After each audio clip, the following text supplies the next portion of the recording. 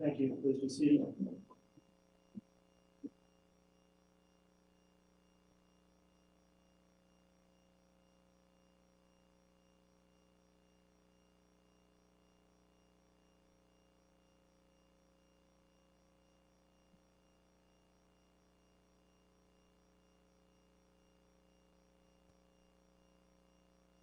All right, good morning, everyone. We're on the record now on Fremont County case CR 22-21-1623, State of Idaho versus Chad Daybell.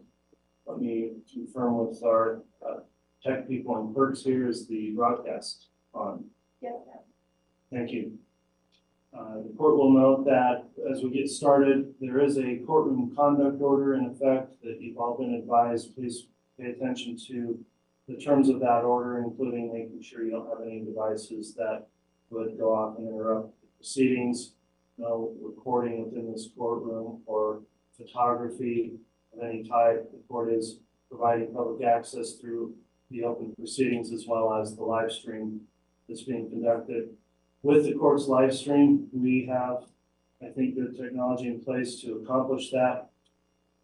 If something comes up that interrupts the live broadcast of this trial, and this will be throughout the trial, we'll give an opportunity to try to get that started again. However, if there's going to be any kind of significant delay in the live stream broadcast, the court will be continuing on with the proceedings. So there may be gaps in that, but I think our technology is in place that hopefully that won't occur.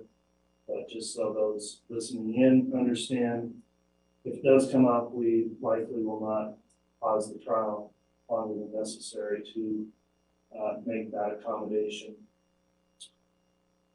At this time, I'll note also for the benefit of counsel, we do have all 18 jurors. Our 12 jurors with 6 alternates have arrived this morning, and everyone has submitted their juror affirmation sheet regarding following the court's admonishment while they've been gone. No issues to bring up on the affirmations of the jurors. So with that in mind, then let me go to the state, noting the state is here present. Is the state ready to proceed this morning? Yes, Your Honor. Thank you. Thank you. Is the defense ready to proceed? Yes, Your Honor. Thank you. Okay. Thanks, counsel.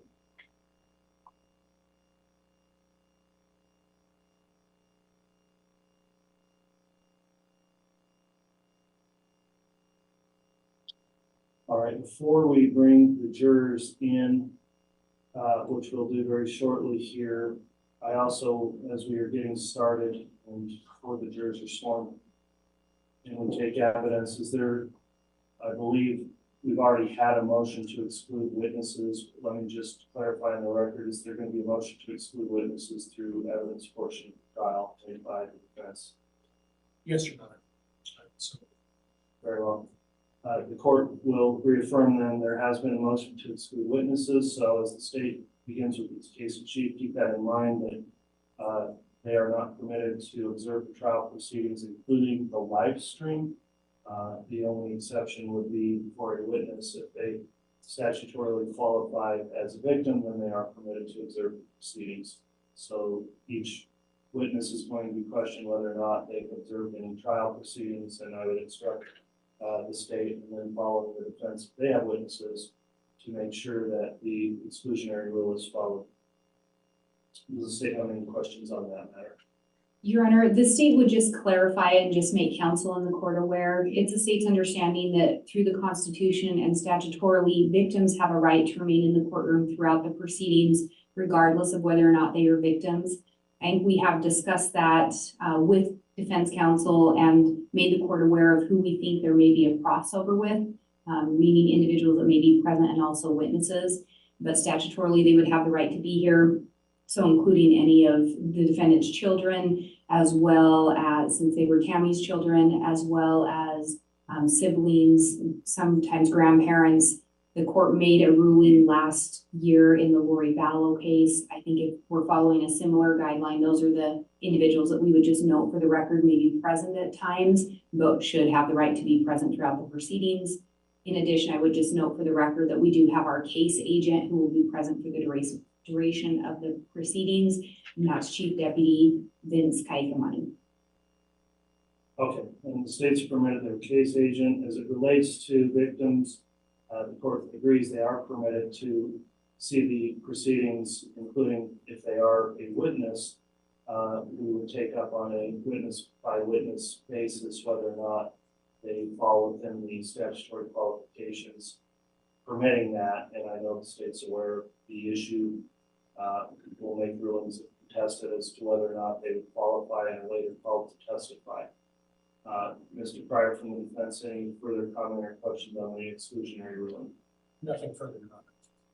Okay, thank you.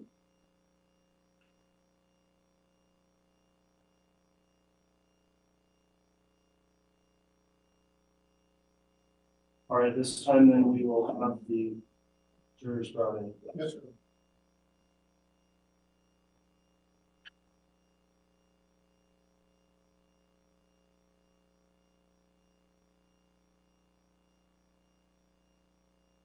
All rise.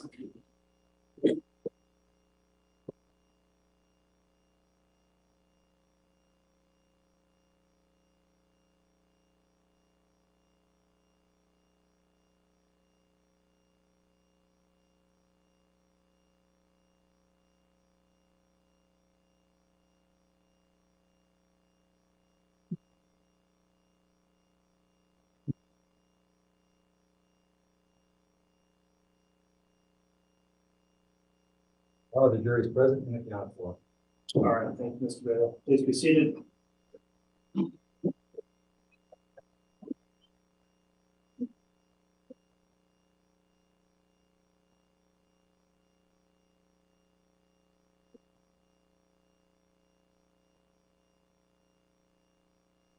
All right, thank you, ladies and gentlemen of the jury. We're on the record on Fremont County case CR 22-21-1623, State of Idaho versus Chad Daybell. We're ready to proceed with opening arguments and initial instructions this morning to you as jurors. The court notes that the prosecution is present as well as the defendant and the defense attorney representing him as well.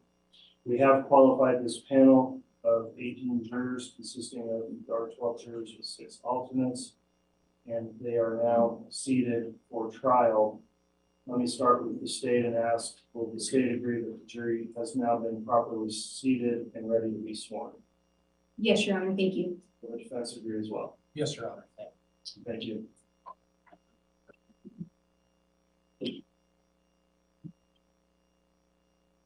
All right, ladies and gentlemen of the jury, thank you for returning this morning. You're now seated as jurors in the case before us. As previously been told, I'm Stephen W. Boyce, the District Judge of Fremont County in charge of this courtroom trial. I'll briefly reintroduce you to some of our court personnel assisting here today. Shannon Holstein, seated to my right, is the clerk who is keeping minutes of the trial proceedings, will be marking trial exhibits and administering oaths to you as jurors and to the witnesses. We do have our courtroom bailiffs as well who assist with keeping order in the courtroom and helping the jury move about where they're supposed to throughout the day, and in enforcing any conduct orders we have in effect here for the trial. Our court reporter today, Amy Bland, is taking a stenographic record of everything said during the trial proceedings, and my staff attorney, Courtney Stallings, is seated to the far right, who assists me with legal research and administrative matters that come up throughout each day of trial. Each one of you has been qualified, examined, and selected to serve as a juror of this court. The clerk will now have a roll call of our seated jurors. Please, Madam Clerk, if you would conduct the roll call. As to each juror, once your juror number is announced, please just indicate present or here verbally so we acknowledge that on the record, Madam Clerk. Juror 27, present. Juror 219. Here. Juror 505. Here. Juror 631. Here. Juror 653. Here. Juror 686. Present. Juror 752. Present. Juror 1680. Present. Juror 823. Here. Juror 1358. Here. Juror 1365. Here. Juror 716. Here. Juror 751. Here. Juror 997. Here. Juror 1078. Juror 1577. Here. Juror 1271. Juror 1382. Present. Thank you, Madam Clerk. This case has been brought by the state of Idaho. I'll sometimes refer to the state as the prosecution. State is here represented in this trial by Lindsay Blake, the Fremont County prosecutor. Ms. Blake, could you please stand briefly? Also, Rob Wood is the Madison County prosecutor. Ingrid Beatty is a special assistant prosecutor. And Rocky Wixom is a Fremont County deputy prosecutor. The defendant in this case, Mr. Daybell, is represented by his attorney, John Carter. Thank you, counsel. In a few moments, the clerk will read you a redacted version of the amended indictment in this case. That document is not to be considered as evidence. It sets forth the charges against the defendant. You must not consider it as evidence of guilt and not be influenced by the fact that charges have been filed. Mr. Daybell has pled not guilty to the charges contained in the amended indictment. And please remember, again, it's a description of charges. It is not evidence. Under our law and system of justice, every defendant is presumed to be innocent. This means two things. First, the state has the burden of proving the defendant guilty.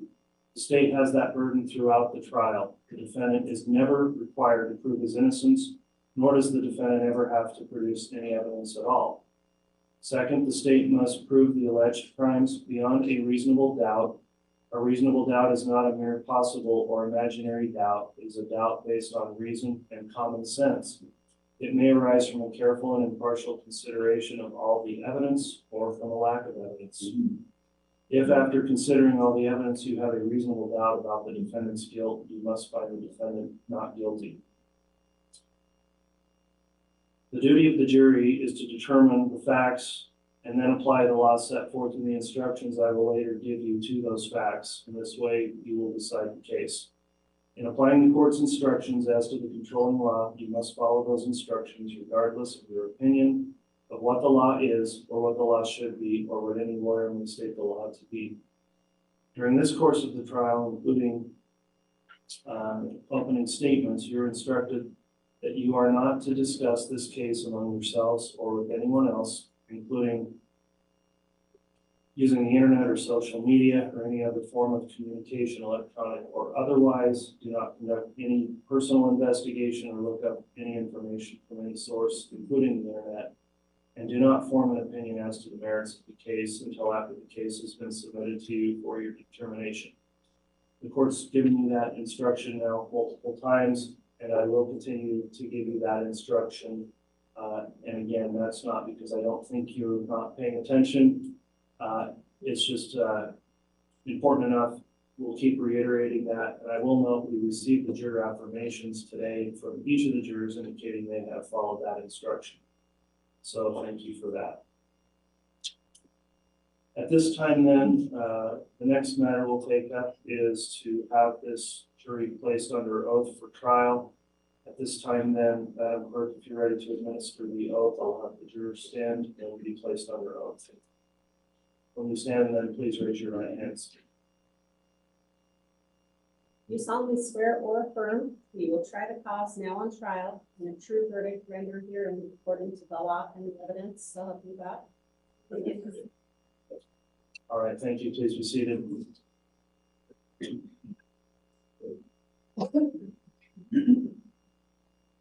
All right, the jurors have already been advised of some of our trial procedures in this case, and I'll just give you some additional general information here. Our normal schedule is to run trial from 8:30 each day until 3:30. At times that will need to be modified for certain reasons. Sometimes we have matters to be argued outside of your presence. Sometimes during the recesses, they may seem to go long because we're conducting other court business outside of your presence. But we will take recesses through the morning and also in the afternoon. If anyone is uncomfortable, needs a break or recess for some specific reason, please notify the bailiff and we'll do our best to accommodate each of you and keep you comfortable while you're here. In addition, if anyone has any kind of accommodations they need, for example, assistance with a hearing device, other matters, please notify the bailiff again, and we want to make sure you are as comfortable as you can be and able to be alert and attentive throughout the presentation of evidence in the case. These seats that you have been assigned to at this time will be your specific seat throughout the trial. Please return to that same assigned seat each day or after each break so that we are able to determine who's here and if someone's not for some reason, who's not here. If there are interruptions at times during the trial, I know that can be frustrating, but we'll work our best to keep those to a minimum, move the trial as long as efficiently as possible, but at times it just takes time to hear motions that are necessary outside of your presence. And then the courtroom and your location for deliberations, as well as during the trial where you'll be held. We've provided, of course, access to restrooms and other needs you may have. I'll address your compensation here. State law allows you for $10 a day for your jury service. However, after 5 days, that bumps up to $40 a day. So this trial is expected to go some time. You'll likely get into that increased range of compensation, and that's pursuant to Idaho Code 2215. You're also entitled, I believe, to a mileage reimbursement for travel each day, and that can further be explained to you if you have any questions. Also, you may notice from time to time, or a lot of the time, I'm looking at monitors here during the trial. I do have case information here and availability to access and research things from the bench. And so if you notice me looking at those monitors, it's generally to assist me in trial issues that come up. At this time, then the court will provide the jury with some additional jury instructions. As I read through these, it's somewhat lengthy, and I will notify you that you don't have to necessarily memorize everything I'm saying. When the trial is concluded and you deliberate, you will have printed copies of these instructions to return to for reference.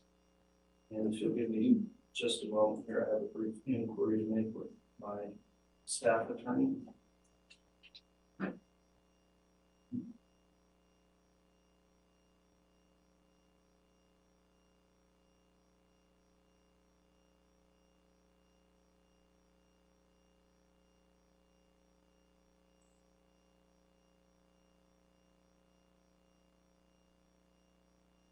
All right, thank you.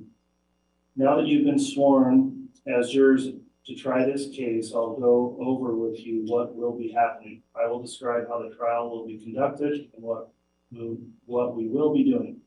At the end of the trial, I'll give you more detailed guidance on how you are to reach your decision. Because the state has the burden of proof, it goes first. After the state's opening statement, the defense may make an opening statement or may wait until the state has presented its case. The state will offer evidence that it says will support the charges against the defendant.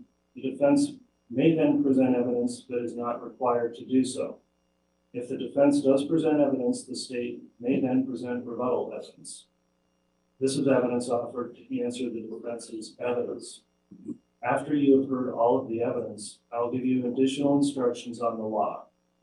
After you've heard the instructions, the state and the defense will each be given time for closing arguments. In their closing arguments, they will summarize the evidence to help you understand how it relates to the law. Just as the opening statements are not evidence, neither are the closing arguments. After the closing arguments, you will leave the courtroom together to make your decision. During your deliberations, you will have with you my instructions, the exhibits admitted into evidence, and any notes taken by you in court. The defendant is charged by the state of Idaho with a violation of law. The charges against the defendant are contained in the amended indictment. The amended indictment is simply a description of the charges. It is not evidence.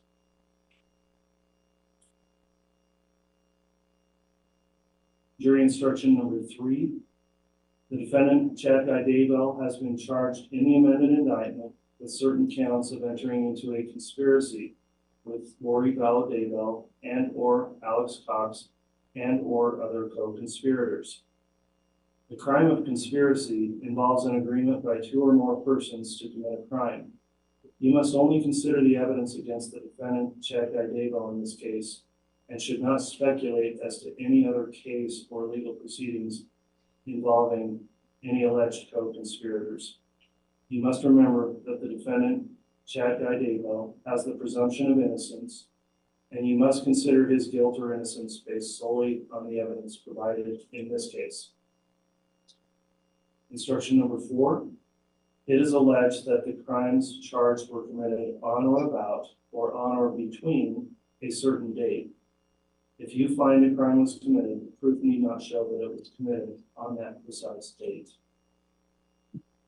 Instruction number 5.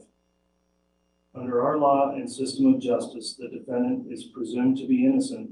Presumption of innocence means 2 things. First, the state has the burden of proving the defendant guilty. The state has that burden throughout the trial. The defendant is never required to prove his innocence, nor does the defendant ever have to produce any evidence at all. Second, the state must prove the alleged crime beyond a reasonable doubt. A reasonable doubt is not a mere possible or imaginary doubt. It is a doubt based on reason and common sense. It may arise from a careful and impartial consideration of all the evidence or from lack of evidence. If after considering all the evidence you have a reasonable doubt about the defendant's guilt, you must find the defendant not guilty. Jury instruction number 6. A defendant in a criminal trial has a constitutional right not to be compelled to testify. The decision whether to testify is left to the defendant, acting with the advice and assistance of the defendant's lawyer. You must not draw any inference of guilt from the fact that the defendant may not testify, nor should this fact be discussed by you or enter into your deliberations in any way. Jury instruction number 7. If during the trial I may say or do anything which suggests to you that I am inclined to favor the claims or positions of any party, you will not permit yourself to be influenced by any such suggestion. I will not express nor intend to express, nor will I intend to intimate any opinion as to which witnesses are or are not worthy of belief, what facts are or are not established, or what inferences should be drawn from the evidence. If any expression of mine seems to indicate an opinion relating to any of these matters, I will instruct you to disregard it. Jury instruction number 8. Your duties are to determine the facts, to apply the law set forth in my instructions to those facts, and in this way to decide the case. In doing so, you must follow my instructions regardless of your own opinion of what the law is or should be, or what either side may state the law to be. You must consider them as a whole, not picking out one and disregarding others. The order in which the instructions are given has no significance as to their relative importance. The law requires that your decision be made solely upon the evidence before you. Neither sympathy nor prejudice should influence you in your deliberations. Faithful performance by you of these duties is vital to the administration of justice. In determining the facts, you may consider only the evidence admitted in this trial. This evidence consists of the testimony of the witnesses, the exhibits offered and received, and any stipulated or admitted facts. The production of evidence in court is governed by rules of law. At times during the trial, an objection may be made to a question asked a witness, or to a witness's answer, or to an exhibit. This simply means I'm being asked to decide a particular rule of law. Arguments on the admissibility of evidence are designed to aid the court and are not to be considered by you nor affect your deliberations. If I sustain an objection to a question or to an exhibit, the witness may not answer the question, or the exhibit may not be considered. Do not attempt to guess what the answer might have been or what the exhibit might have shown. Similarly, if I tell you not to consider a particular statement or exhibit, you should put it out of your mind and not refer to it or rely on it in your later deliberations.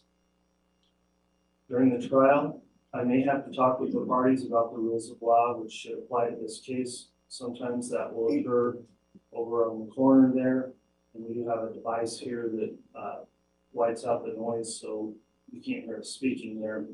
At other times, I'll excuse you from the courtroom so that you can be comfortable while we work out any problems with evidence. You are not to speculate about any such discussions. They are necessary from time to time to help the trial run more smoothly. Some of you have probably heard the terms circumstantial evidence, direct evidence, and hearsay evidence. Do not be concerned with these terms. You are to consider all the evidence admitted in this trial. However, the law does not require you to believe all of the evidence. As the sole judges of the facts, you must determine what evidence you believe and what weight you attach to it. There is no magical formula by which one may evaluate testimony. You bring with you to this courtroom all the experience and background of your lives. In your everyday affairs, you determine for yourselves whom you believe, what you believe, and how much weight you attach to what you are told. The same considerations that you use in your everyday dealings in making these decisions are the considerations which you must apply in your deliberations.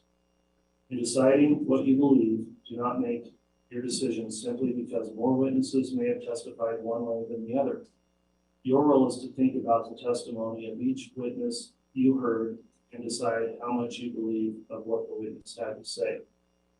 A witness who has special knowledge in a particular matter may give an opinion on that matter. In determining the weight to be given such an opinion, you should consider the qualifications and credibility of the witness and the reasons given for the opinion.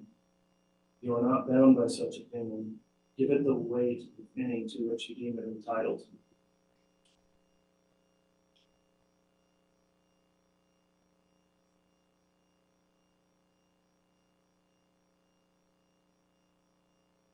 Jury instruction number 9, at the conclusion of the trial, you will decide as to each charge whether the state has proved the defendant guilty beyond a reasonable doubt. The subject of penalty or punishment is not to be discussed or considered by you in making these decisions. That is a matter which must not in any way affect your verdict. Jury instruction number 10. The state is seeking the death penalty in this case. If the defendant is convicted of murder in the first degree, there will then be a separate sentencing phase of the trial. At that sentencing phase, additional evidence may be presented and the jury will be given additional instructions. At the conclusion of that hearing, the jury will then decide if the defendant will be sentenced to death. If the jury decides that the defendant will not be sentenced to death, either the defendant will be sentenced to a term of life imprisonment without the possibility of parole, or the judge will sentence the defendant to a term of life imprisonment during which the defendant could not be paroled for at least 10 years and possibly for life. Jury instruction number 11. If you wish, you may take notes to help you remember what witnesses said. If you do take notes, please keep them to yourself until after you and your fellow jurors go to the jury room to decide the case. You should not let note-taking distract you so that you do not hear other answers by witnesses. When you leave at night, you'll leave your notes here with the bailiffs.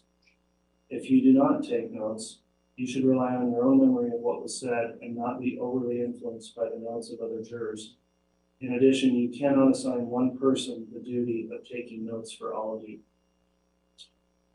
Jury instruction number 12. It is important that as jurors and officers of this court, you obey the following instructions at any time you leave the jury box, whether it be for recesses of the court during the day or when you leave the courtroom to go home at night. First, do not talk about the case among yourselves or with anyone else during the course of the trial. You should keep an open mind throughout the trial and not form or express an opinion about the case. You should only reach your decision after you have heard all the evidence, after you've heard my final instructions, and after the final arguments. You may discuss this case with the other members of the jury only after it is submitted to you for your decision. All such discussions should take place in the jury room. Second, do not let any person talk about the case in your presence. If anyone does talk about it to you, tell them you're a juror of the case. If they won't stop talking, then report that to the bailiff or courtroom staff here as soon as you're able to do that. You should not tell your fellow jurors about what has happened. Third, during this trial, do not talk with any of the parties, their lawyers, or any witnesses.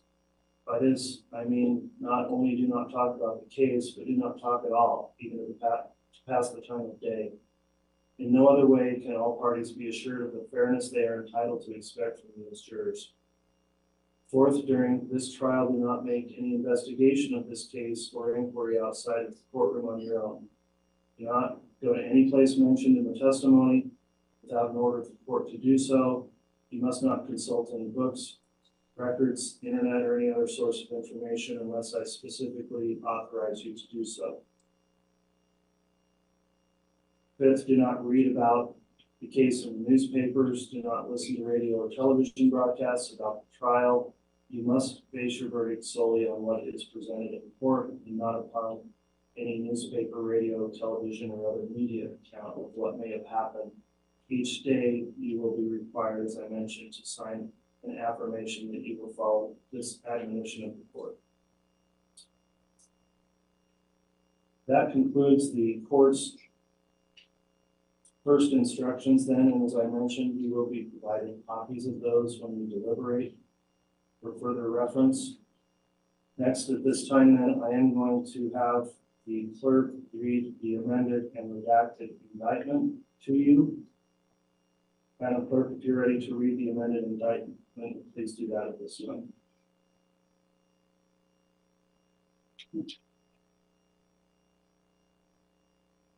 In the District Court of the 7th Judicial District of the State of Idaho and in Florida County of Fremont.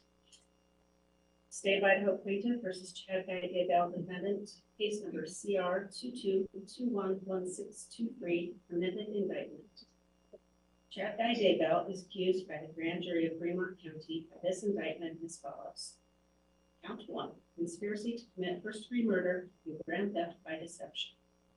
The defendants, Chad Daybell and or Lori Vallow and or Alex Cox, deceased, and or other co-conspirators, both known and unknown, on or between the dates of October 26, 2018, and continuing until January 15, 2020, in the County of Madison, State of Idaho, and elsewhere, including Fremont County, Idaho, and as part of a continuing criminal transaction and common scheme or plan in Madison and Fremont counties, Idaho, did willfully and knowingly combine, conspire, confederate, and agree to commit murder in the first degree of Tylee Ryan and to commit grand theft by deception.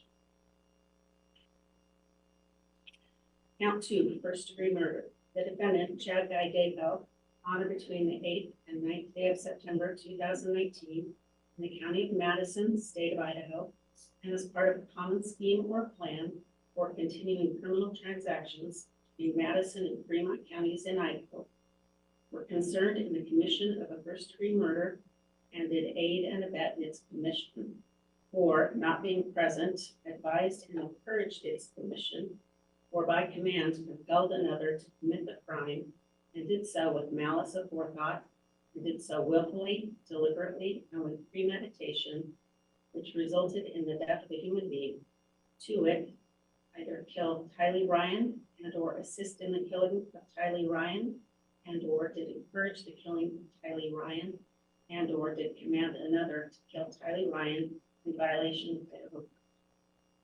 Count 3, conspiracy to commit first-degree murder and grand theft by deception.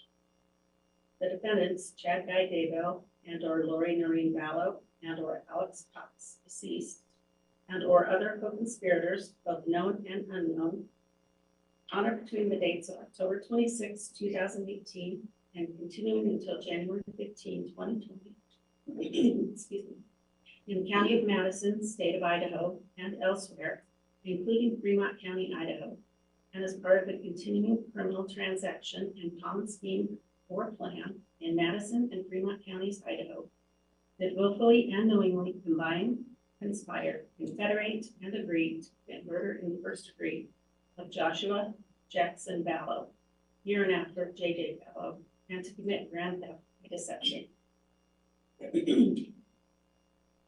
Count 4, first-degree murder. The defendant, Chad Daybell, on or between the 8th and 9th day of September 2019 in the county of Madison, state of Idaho, and as part of a common scheme or plan for continuing criminal transactions between Madison and Fremont counties in Idaho, were concerned in the commission of a first-degree murder and did aid and abet in its commission, were not being present, advised and encouraged its commission, or by command compelled another to commit the crime, and did so with malice aforethought, and did so willfully, deliberately, and with premeditation, which resulted in the death of a human being. To wit, did either kill JJ Vallow and or assist in the killing of JJ Vallow, and or did encourage the killing of JJ Vallow, and or did command another to kill JJ Vallow in violation of Idaho code. Count 5, conspiracy to commit first-degree murder. The defendants, Chad Daybell and or Lori Vallow and or Alex Cox, deceased, and or other co-conspirators, both known and unknown, on or between the dates of October 26, 2018, and continuing until January 15, 2020, in the county of Fremont, state of Idaho, and elsewhere, including Madison County, Idaho, and as part of a continuing criminal transaction in common scheme or plan in Fremont and Madison counties, Idaho, did willfully and knowingly combine, conspire, confederate, and agree to commit murder in the first degree of Tammy Daybell, and did combine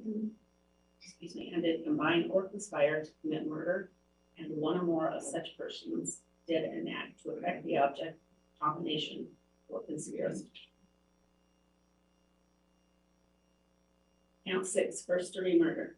The defendant, Chad Daybell, on October 18 to 19, 2019, in the county of Fremont, state of Idaho, was concerned in the commission of first-degree murder and did aid and abet in its commission, or not being present, advised and encouraged its commission, or by command compelled another to commit the crime, and did so with malice aforethought, and did so willfully, deliberately, and with premeditation, which resulted in the death of a human being.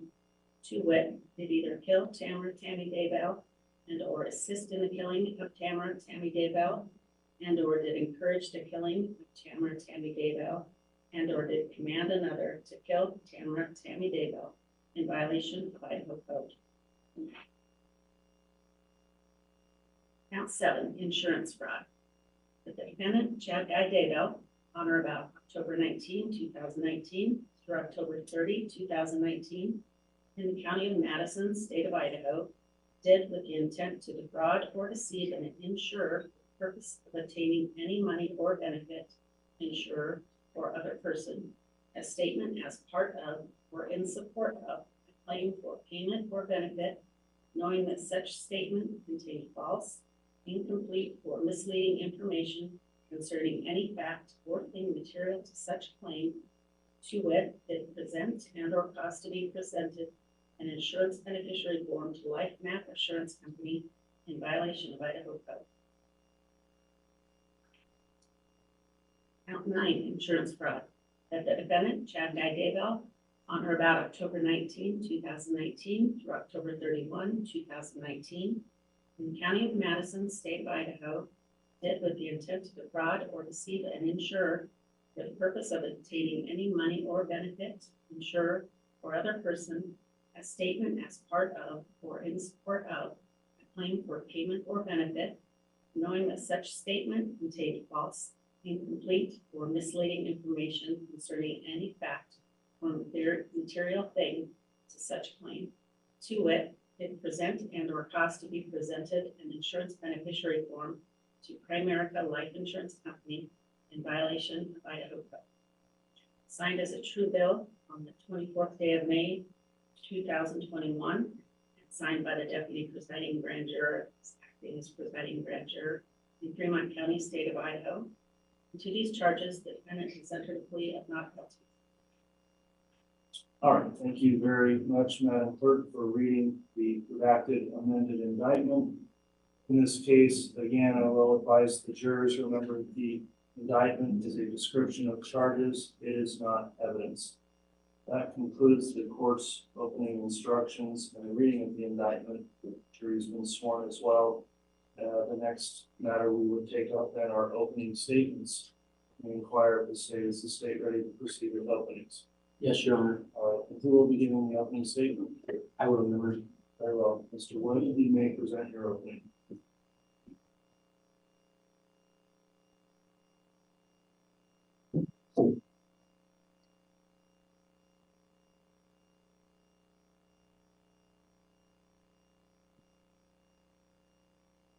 Your Honor, may I inquire, is there a hand mic so that I may address the jury? I think we do have one. Might take us a moment to get it over to you. And then I do have a PowerPoint attached. All right.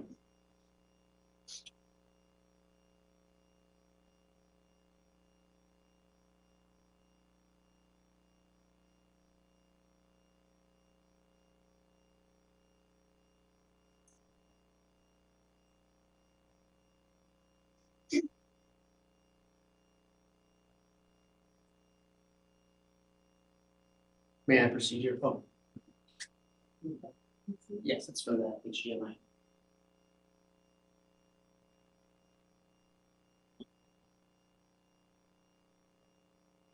May I proceed, Your Honor? Yes, you.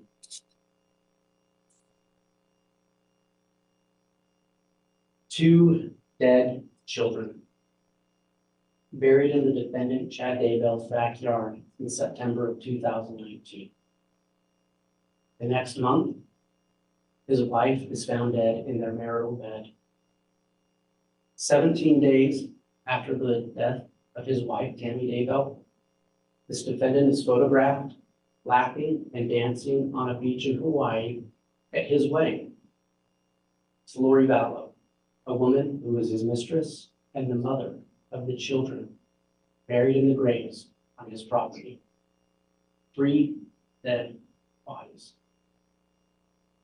This defendant believed he had a right beyond the ordinary.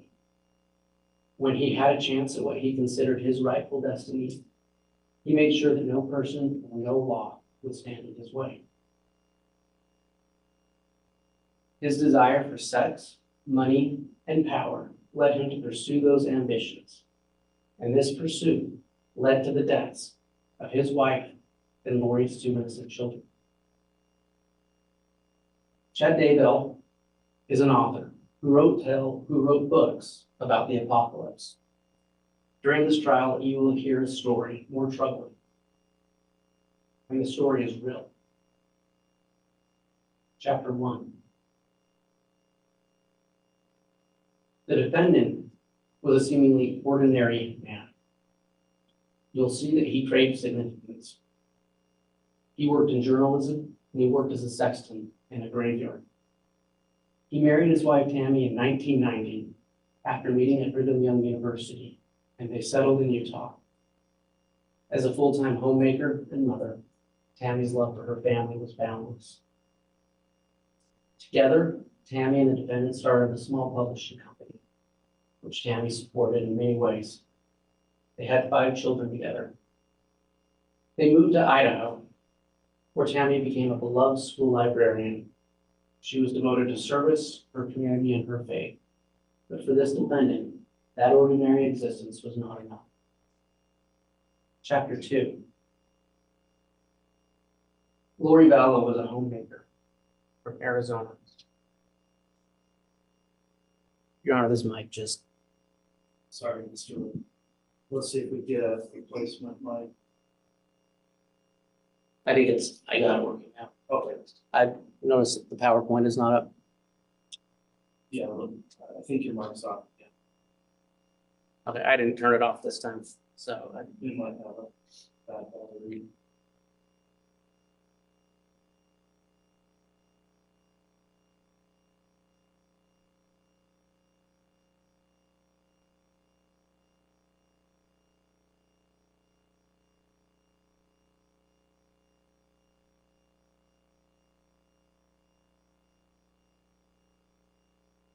Do you want to confirm the screen as well?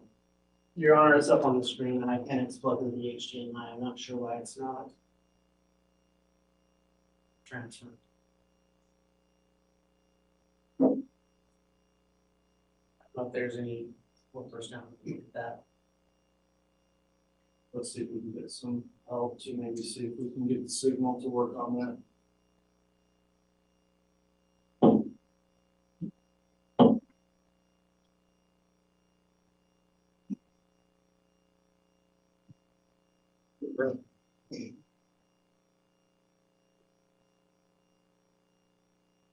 Sorry.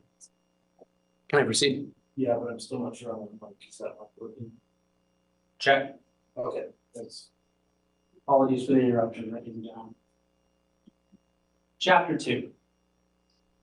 Lori Vallow was a homemaker from Arizona. She was married to her fourth husband, Charles Vallow, and she was the mother to Tylee Ryan and JJ Vallow.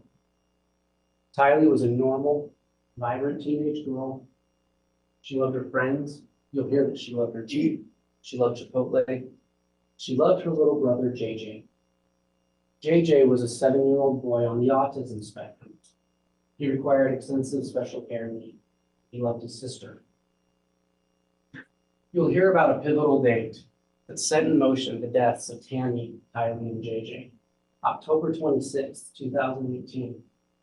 That was a day when Chad Daybell and Lori Vallow met at a religious conference in St. George, Utah, where they were introduced by a mutual acquaintance. At this time, both still married to other spouses. That introduction set in motion the reality you're going to hear about. We know what happened next through the defendant's own words. You'll hear. Though both married, Chad and Lori began to have an affair. You will hear excerpts from the defendant's extended text messages to Lori that reveal his mindset and his motivations. In his thirst for sex, power, and money, Chad created an alternate reality where they called themselves James and Elena, names that Chad claimed were from past lives they had lived together. The defendant's text messages reveal their story of lust and their plan for a future together. Chad Daybell wrote that upon meeting Lori Vallow, he experienced a happiness unmatched by anything else in his 50 years. He was captivated by her appearance, so much so he said she was out of his league. You will hear evidence in his own words how he was taken by her beauty and spoke about their sexual encounters on many occasions. More than anything else, Chad's obsession with Lori was rooted in her adoration for him. She was the mirror reflecting the grandeur he saw in himself. He called her an exalted goddess. He told her in writing that she had returned to earth to perform a special mission. And part of that mission included being with him. They soon came together and turned their dreams into a plan for the future. One free from what they called obstacles. And those obstacles were Tylee, JJ, and Tammy. Chapter 3. You'll hear that in the world that Chad and Lori planned for themselves, they identified those who stood in the way of their dream as dark. Their spouses, Lori's own children, and any who opposed them were labeled sometimes as dark spirits or even zombies. This was more than an alleged belief of right-wing labor. The evidence will show that it was a convenient narrative that dehumanized people who stood in their way and who were labeled as obstacles. This narrative gave them the pretext to remove people from this world for their own good. Chad and Lori preached that only through spiritual intervention, what they sometimes called casting, sometimes through burning, or even through death, that these dark spirits be cleansed. Enter Alex Cox, Lori's devoted brother. Chad and Lori manipulated Alex with promises of spiritual rewards.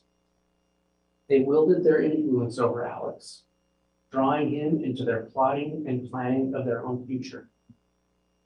After the deaths of Tylee, JJ, and Tammy, Chad Daybell gave Alex a blessing. This blessing was reported by Lori, who was present. And in that blessing, he said to Alex, "You have earned the privilege to be a member of their exclusive religious group." And he also said to him, "You have already assisted us in ways that can never be repaid."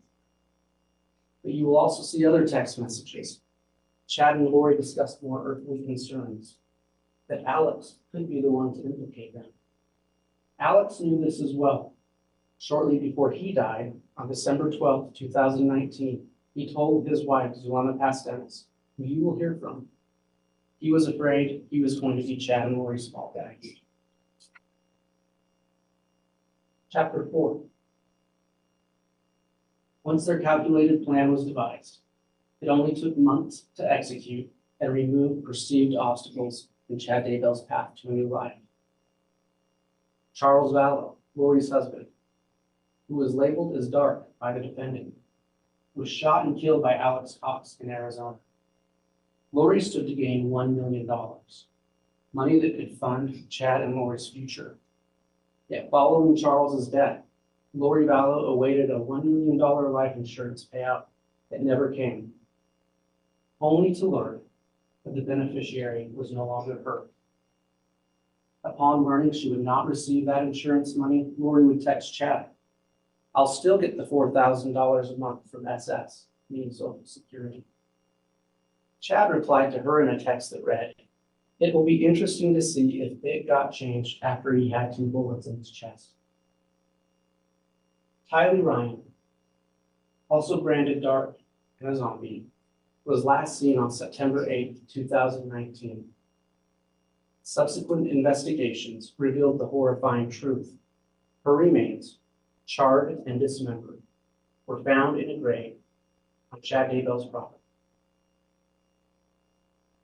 Without Charles's $1 million in insurance money to support them, Lori Vallow continued to illegally receive Tylee's Social Security benefits, provided after the death of Tylee's biological father, who had been Lori's 3rd husband. According to this defendant, JJ Vallow, Lori's son, was also possessed. After he was labeled as a dark entity, his fate was no less tragic than his sister's. His young life was also claimed. Later, his bound body was discovered buried in Chad's backyard, his death by suffocation. Yet while JJ was missing, Lori continued to illegally receive JJ's Social Security benefit, money provided by Charles Vallow's dad. Tammy Daybell, a vivacious, healthy mother, was another individual labeled as a dark spirit to be removed. On October 9th of 2019, she reported being shot at night near her home by a man covered in black. She thought it was a paintball gun. On October 19th, 10 days later, she died in her own home with her husband present. This was soon after an increase in the value of her life insurance to more than $400,000. This defendant rapidly cashed in that life insurance and began looking for condos in Hawaii with Lori. You'll see the rental application he submitted for a couple with no kids. Medical examiners would later determine that the only reasonable explanation for Tammy's death was not of natural causes, but rather a homicide. In fact, you will hear from multiple witnesses that Chad predicted multiple times that Tammy would die an early death. Chapter 5. 17 days after his wife's death, Chad Daybell and Lori Vallow got married and celebrated on a beach in Hawaii, Hawaii, symbolizing what he called their eternal union. Chad and Lori were preparing their wedding well before Tammy's death. Lori was shopping for wedding rings while Tammy was still alive. Now, without the earthly obstacles of spouses and young children, and with Tammy's insurance policy and the children's Social Security funds, they could live the life that Chad and Lori wanted. Nothing was going to stand in their way. Chapter 6. Unfortunately for this defendant, Reality soon shattered their bliss. Two things led law enforcement to his and Lori's door. On October 2nd, 2019, Lori Vallow's nephew-in-law, a man named Brandon Boudreaux, was shot at in Arizona by someone from what he believed was Tyler's Jeep. Law enforcement in Arizona investigating Brandon's shooting contacted law enforcement in Fremont County, Idaho, to look for Alex Cox and for Tyler's Jeep. And you'll hear that that Jeep was later found in Rexburg, Idaho, in Madison County. Meanwhile, JJ Vallow's grandmother, concerned that she hadn't seen or heard from him in months, asked police for help. The police followed up and located Lori in Rexburg, Idaho, where the police did a welfare check at Lori's apartment. Law enforcement arrived at Lori's door on November 26, 2019. When asked about Lori, Chad first told law enforcement he didn't know her very well, despite the fact that they were married and had been in a relationship for over a year. Lies by Lori to police about JJ and Tylee's whereabouts, and then a move to Hawaii, and Lori's unwillingness to present her children to law enforcement to prove their well-being led to her arrest and extradition. As Lori refused to produce her children, law enforcement continued their search for Tylee and JJ. During that search, they located a unique text message that this defendant, Chad Daybell, had sent to his wife, Tammy, on September 9, 2019, which was the day after Tylee Bryant's last known appearance. You'll hear from the FBI agent who found that message, that this message seemed longer than his usual text to Tammy, and it had a more conversational tone. In that text, Chad claimed he'd had an interesting morning, that he'd shot a raccoon, that he'd buried it in what they called the pet cemetery, and that he'd had a fire on the property where he burned some limb debris. When law enforcement finally went to the defendant's property the following June, they didn't find a raccoon. They found Tylee's burnt remains that were buried in the pet cemetery. And they found JJ nearby, buried under a tree near a pond. Ladies and gentlemen, you've been told this would be a lengthy trial. You will hear from many witnesses. You will hear a lot of evidence. You're going to hear a lot of dates.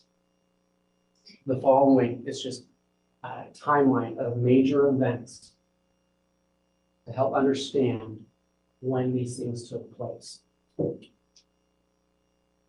October 26, 2018, Chad and Lori meet in St. George, Utah. July 11, 2019, Charles Vallow, Lori's husband, shot and killed by Alex Cox.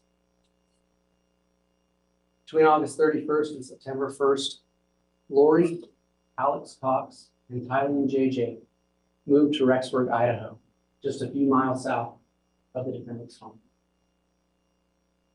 Tylee's last known sighting was September 8, 2019.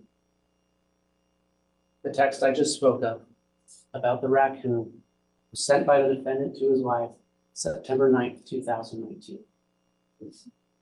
JJ's last known sighting you'll hear about September 22nd. The attempted homicide of Brandon Boudreaux in Arizona was October 2nd. The shooting I mentioned of Tammy, the shooting at her, the unsuccessful shooting, October 9th, 2019. Tammy's death, October 19th, 2019. 17 days later, Chad and Lori married in Hawaii. Law enforcement did a welfare check looking for JJ November 26, 2019 in Rexburg, Idaho. November 26th and 27th, Chad and Lori leave town. June 9th, 2020, Tylee and JJ's remains are found on Chad's property. As I said, you're going to hear a lot of evidence from a lot of witnesses. And there's going to be different groups of evidence you're gonna hear from.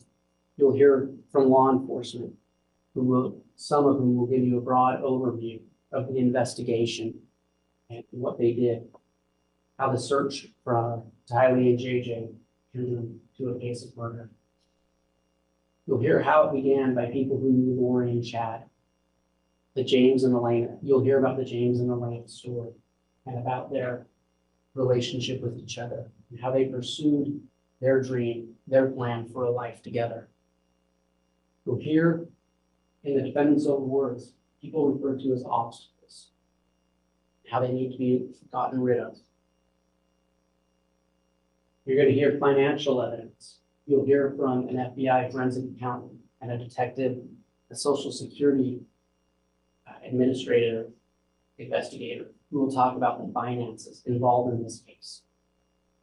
You'll hear more from law enforcement, from multiple law enforcement agencies, the Rexford Police, the Fremont County Sheriff's Department, the FBI, Social Security Administration, about the investigation into these crimes.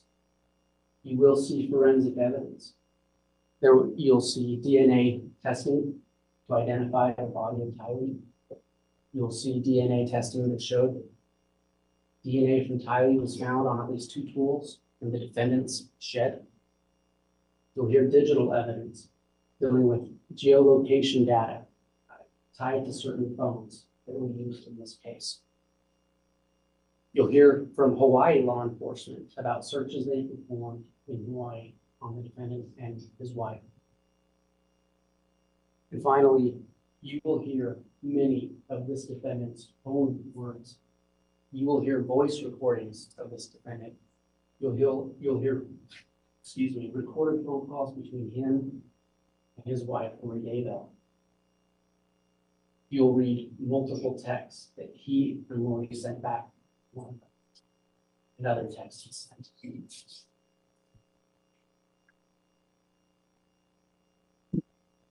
Chapter 9, what's unwritten. The defendant stands before you today, charged with multiple crimes. First-degree murder for the death of Tammy Daybell. First-degree murder for the death of Tylee Ryan. First-degree murder for the death of JJ Vallow. Conspiracy to commit murder of Tammy Daybell. Conspiracy to commit murder and grand theft by deception, the death of Tylee Ryan. Conspiracy to commit murder and grand theft by deception for the death of JJ Vallow, and insurance fraud.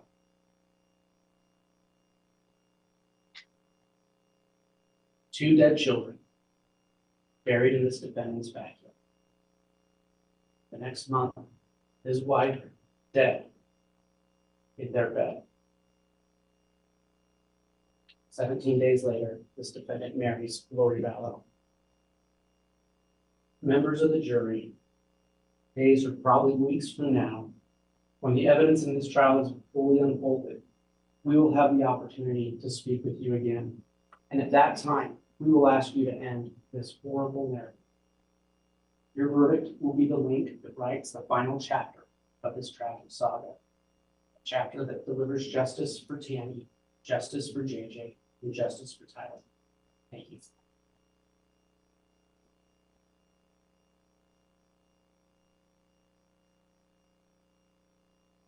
All right, thank you, Mr. Wood. That will conclude the opening statement of the state. Mr. Pryor, a couple of questions. First, is the defense going to give an opening statement now or defer until later? And second, if you are going to give an opening statement, would you prefer we take a mid-morning recess or go forward? Judge, could we take a short recess? And I have a Okay, I think this is a good time then for our mid-morning break. We'll go ahead and take that now. And then once that's concluded, Mr. Pryor can give his opening statement to the defense. All rise.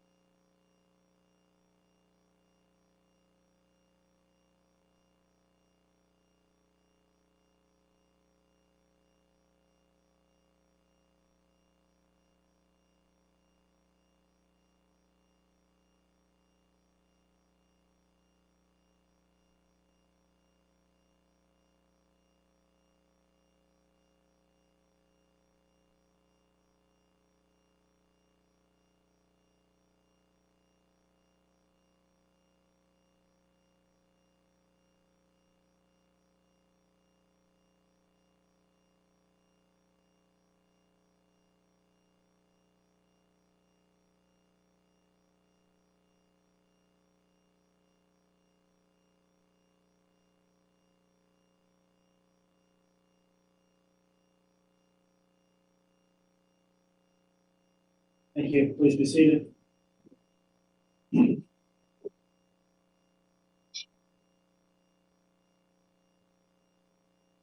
Please have the chair, bro. Yes, Your Honor.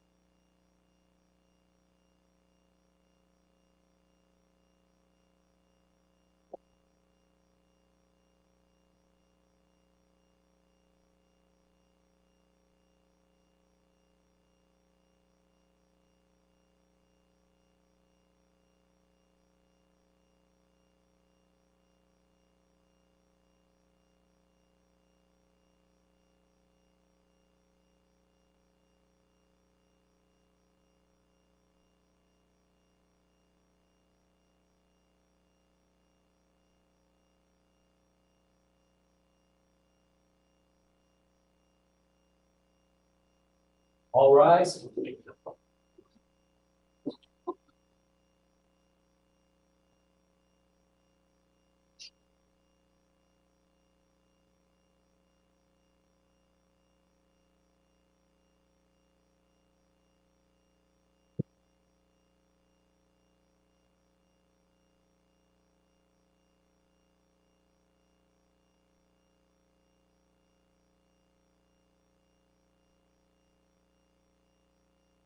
Very present and accounted for. All right, thank you. Please be seated.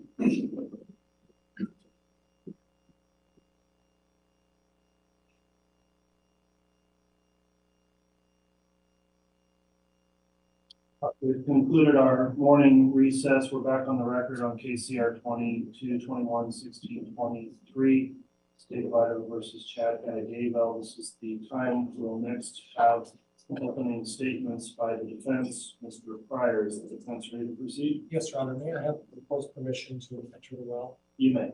Thank you. And maybe check that microphone to make sure it is working. Okay? There we go. Good morning, ladies and gentlemen. As an introduction, I'm John Pryor. I'm the defense attorney for Mr. Daybell. And I'm from Meridian, Idaho. I'm an attorney from Meridian, Idaho, over here on the west side of the state. I want to talk to you a little bit today, and at my age, video presentations are not something that would come easy to me. So I'm just going to talk to you a little bit about my view of the case and the facts and evidence. And what's important are facts and evidence. I think that when we went through the jury selection process, we talked about facts and we talked about evidence. And the judge gave you an instruction to talk to you a little bit about you take into consideration the facts of this case and not be distracted by other things. Don't be distracted by speculation. Don't be distracted by guesses or assumptions or hunches. It all comes down to facts and evidence. So I'm going to talk to you a little bit about the facts and evidence in this case. Chad Daybell, and I'm learning this, and I've had some time to learn about this because it didn't come natural to me. But Chad Daybell went on what is called a mission early on in his life. And I guess what a mission is, and I'm not familiar with that, but I guess what a mission is they go away to a location and they talk to people about their religious beliefs. And Chad's faith, that was important as part of his faith. And when they return from these missions, they start the process of moving on with their lives. And when Chad got back from doing his mission in New Jersey, he met Tammy Daybell. Another fact that I discovered, and you'll hear a little bit about, is that Chad had an extended engagement, had an extended by his faith standards, romance before they got married. Chad and Tammy dated for approximately 6 months. And what I understand is by their nature, 6 months is an extended dating process before you end up getting married. So after 6 months, they got married. They were married in Utah and proceeded then to have children. They have 5 children, now all 5 adult children. At some point, they moved back here to Idaho, or moved to Idaho, and they started a small publishing company. And you'll hear testimony that the publishing company was predominantly run by Tammy. Tammy managed it. Tammy was the brains behind the company. And Tammy basically took the reins and did everything that was necessary to move this publishing company. It was a small publishing company, a very small publishing company. And what they did is basically publish books. Chad would write these books. And he would write these books about his religious experiences. In his faith, he had certain beliefs, the faith that he practiced. You know, when he went on his mission, when he, read his interpretation of the books that he used for his faith, he started writing books about things that were consistent with his faith. Things like premonitions. We've all heard of premonitions, about being able to predict things, about being able to see maybe when things happen. And some people believe in that, some people don't. Some people have personally experienced that, where I've been here before. But he writes about his premonitions. He writes about good and evil, and what it means to be good, what it means to be evil. He writes about dark and light. He writes about subjects that are a little darker, like death, and maybe the coming of the end of things, and when his Savior in his mind is going to come back, and maybe there'll be some kind of a redemption of some sort. But his books covered a lot of subjects like that, and they were all based on fiction. In other words, he was writing these books about theories and things that came into his head, and he would write these stories. But he also wrote children's books, and he wrote books for teenagers.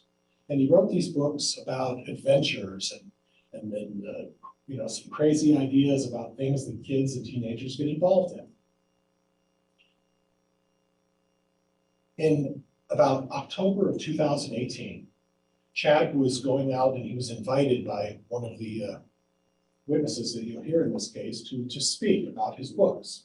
And this was not uncommon. He would travel and he would be asked to say, well, come and talk about some of the things that you believe in. You've talked about these premonitions, some life experiences. You're going to hear testimony about that. And he was invited on one particular occasion in late October.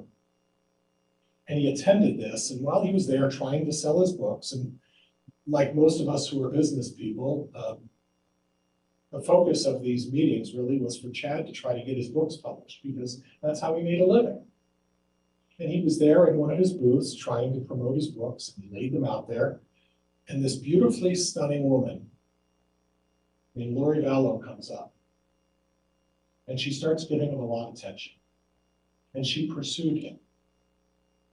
And she encouraged him. And you'll hear testimony that she went so far as to grab behind the booth and sort of help him in trying to sell some of his books. She obviously had an interest, and maybe she felt that he was this publisher, or maybe she had an opinion. You'll hear testimony about that. And then after the seminar, there was a length of time where there was no contact between the two of them, a month and a half, 2 months. And during that time, Chad Daybell went on his day-to-day life. He'd been married to Tammy for some 29 years, has no remarkable background of any kind. I think the testimony we'll offer will show he had a speeding ticket in 2005. But Lori Vallow was a different story. Lori Vallow was someone who, right out of high school, married her first husband. You'll hear testimony about this. That marriage was very short-lived, very short-lived. She then married husband number 2 a few years later. And again, very short-lived marriage. And there's some testimony indication that there were some problems with the marriage that caused the breakup. But the concern seems to be, the theme seems to be that Lori's brother Alex, and you're going to hear about Alex Cox. Alex Cox was Lori's protector. Alex Cox would do anything and everything to protect, aid, and assist Lori Vallow in whatever her endeavors, without unbridled question, anything. And if Alex Cox even perceived that there was a problem, Alex Cox reacted. You're going to hear testimony that in 2007, I believe it was in August of 2007, Lori Vallow had finished up going through her third marriage with Joseph Ryan. It was a tumultuous, you'll hear testimony that it was a tumultuous marriage, a terrible marriage. And Lori Vallow made accusations against Joseph Ryan of abusing their child, Tylee. Yes, the same Tylee. And during one of the visits in 2007, folks, and I want to tell you, you're going to hear testimony that in 2007, Chad Daybell didn't even know Lori Vallow existed. But Alex Cox, after one of the exchanges and the visitations with Tylee, Alex Cox approached Joseph Ryan and shot him with a taser and assaulted him. Was eventually charged with aggravated assault, was eventually put in jail, and had this on his record. And there was representation, the facts will suggest that at the time Joseph Ryan feared for his life. This was a serious situation. But it set the pattern for what we're dealing with Alex Cox. Whenever there was a problem or a threat to Lori Vallow, you'll hear testimony that Alex Cox came to the rescue.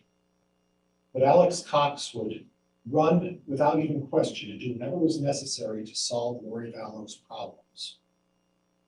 We're going to fast forward then to 2019. Lori Vallow is still married to Charles Vallow. And the prosecuting attorney mentioned this, yes. Chad Daybell at that point, coming in January and February, started to have communications with Lori Vallow. And yes, folks, it turned into an inappropriate relationship. 2019 and forward. And yes, he was engaging in discussions, he was engaging in contact with her, all of the things that the prosecutor talked about in terms of a relationship. But subsequent to the seriousness of this relationship getting rolling, Alex Cox was at a visitation in 2019 with Charles Vallow. And Lori Vallow was there, Tylee Ryan was there, JJ was there. They were all present. And during that altercation and that supposed visit, much like with Joseph Ryan, Alex Cox took out a gun and shot Charles Vallow. And then after calling 911, he then finished the job and walked up to him at close range, finished him off. Now, you're going to hear testimony that in some way Chad Daybell was implicated in that, and you're going to hear further testimony that he was not. You're going to hear testimony and see documentation that suggests that the prosecuting attorney on review of this indicated that there is no likelihood of conviction of Chad Daybell. You'll hear testimony that Chad Daybell had nothing to do with the execution by Alex Cox, Charles Vallow. And the same for Brandon Boudreaux. You will hear that Chad Daybell is not being pursued for any involvement in the Brandon Boudreaux attempted murder. Those occurred and those are separate, as well as the Charles Vallow. So what we have is we have a situation where someone who's 29 years old, Chad Daybell, 29 years of marriage with Tammy Daybell, no discernible issues in his life. And then Lori Vallow comes in the picture, Miss Texas. You'll hear testimony about this beautiful, vivacious woman, very sexual person, and very manipulative. And she knows how to get what she wants. And she drew Chad Daybell into a relationship, and an unfortunate relationship, that Chad fell into. After that, things started rolling, issues started happening, but eventually, yes, there was a murder. And there was a burial. And you've heard discussion about the backyard of Chad Daybell. Well, we have a 4.5 acre farm in Fremont County, Idaho. And you'll hear testimony that the body of JJ Vallow was discovered behind an irrigation pond and a tree out in the pasture. So technically, yes, maybe the backyard, but more accurately described as the pasture, hidden behind a tree. You're going to hear testimony that also in the middle of this pasture was a raspberry patch, former raspberry patch, that was then turned into a place for them to bury the cats, the dogs, and all of the animals on the farm. Okay? Again, out in the pasture of the field and not the backyard. You'll hear testimony about that. You're going to hear from 4 experts that I'm going to bring forward. And these 4 experts, the first one is going to be Dr. Greg Hampinkian. And Dr. Hampinkian is a bit of a notable local from Boise State University. And Dr. Hampinkian is a DNA expert, considered one of the best DNA experts. He's been involved and has significant work that he's done on both the defense and for the prosecution. He was involved and led the team with Amanda Knox in Italy that got her exonerated because of the DNA evidence. He has substantial experience. And anybody or anyone who knows anything about DNA goes to Dr. Hampinkian first, because he is the guy. And Dr. Hampinkian is going to talk a little bit about the DNA evidence that's found on the scene. Dr. Hampinkian is going to talk about the fingerprint on the plastic that JJ Vallow was discovered in, was that of Alex Cox. Dr. Hampinkian is going to talk about the hair sample that was found on the plastic of Alex Cox, and that it was Lori Vallow. Dr. Hampinkian is going to talk about several, and I mean several other hairs that were found on the plastic of JJ Vallow. But he's also going to say that there was no DNA evidence, no hair sample of Chad Daybell on Tyler Ryan or on JJ Vallow. You're then going to hear from Dr. Raven. Dr. Raven is a forensic pathologist, and she's going to talk a little bit about the circumstances surrounding Tammy Daybell. And what Dr. Raven is going to say is that there's no indication that this is either a homicide or any other crime, and that the only conclusion she could come to is you can't determine what the cause of death was. There's no way to determine it. Tammy Daybell was buried. You'll hear testimony about that. And then a short time later, the police officers showed up and they dug her body up after she'd been buried, after she was laid to rest, and then continued after the body was pulled out of the ground and continued to examine it for whatever they were looking for.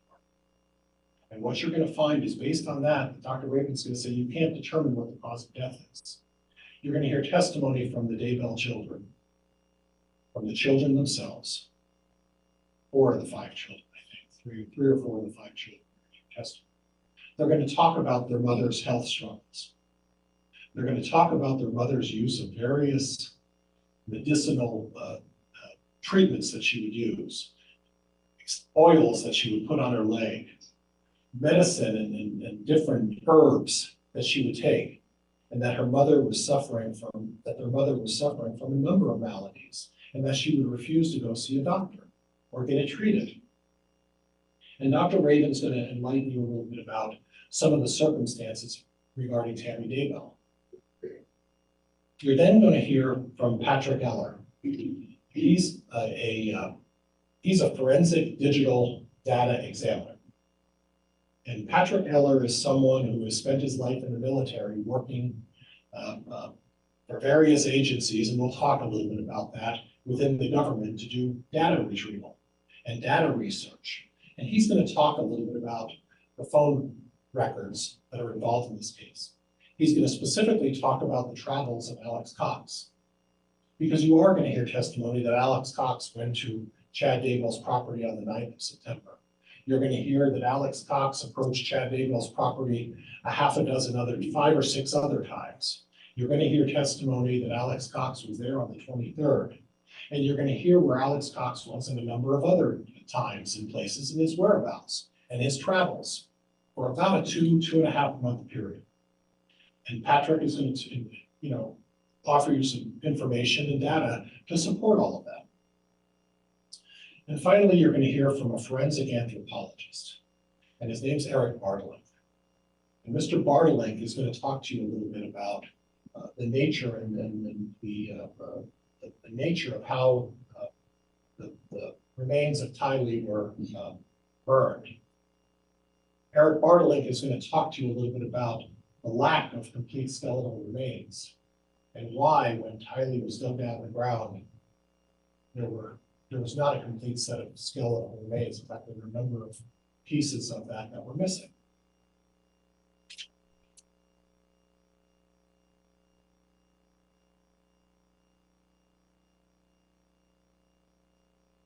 You're going to hear a lot of evidence, and the judge has talked to us a little bit about not making a decision until you hear all of the evidence. And there's a specific jury instruction that talks about that. The jury instruction is, consider all the evidence. Listen to the instructions from the court on how you're to proceed. Listen to the arguments of the prosecuting attorney and the defense, and then and only then do you make your decision. And at the conclusion of all that evidence, and at the conclusion of the judge's instructions, the arguments of both of the defense attorneys, I'm going to ask you folks to return the verdict not guilty. Thank you, folks. Thank you for your time. Thank you. All right, that concludes the opening statement of the defense. Then this time we will commence with presenting evidence. I understand the state does have a first witness to call. Is the state ready and prepared to do that? Your Honor, the state is prepared. We had spoken with your clerk earlier. We thought we were going to have a brief sidebar. Okay, let's discuss our schedule and put there in sidebar. Sure.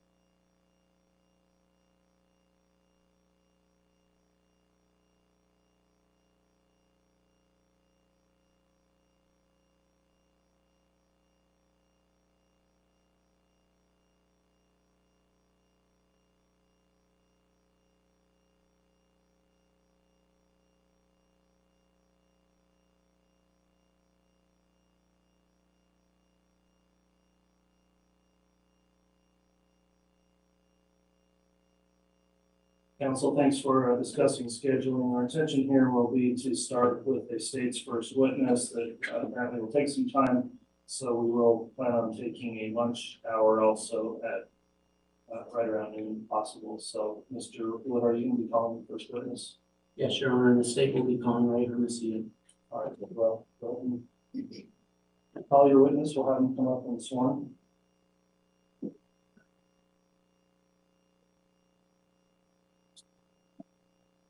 Sir, please vote safely. When you're facing Madam Clerk, raise your right hand and be sworn. solemnly swear or affirm the testimony you're about to give will be the truth, the truth, and nothing but the truth, so help you God. All right.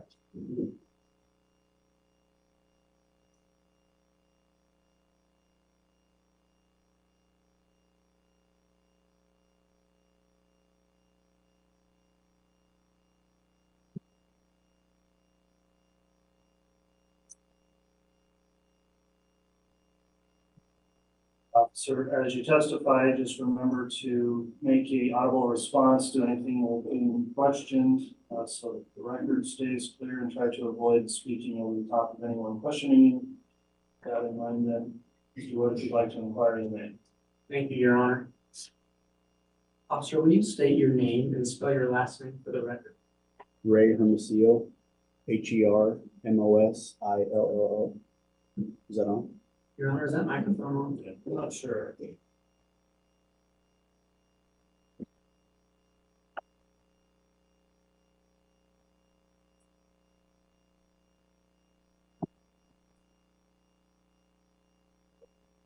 Yeah. Yeah, why don't you go ahead and start over and just talk right into the mic, please. Detective, will you state your name and spell your last name for the record?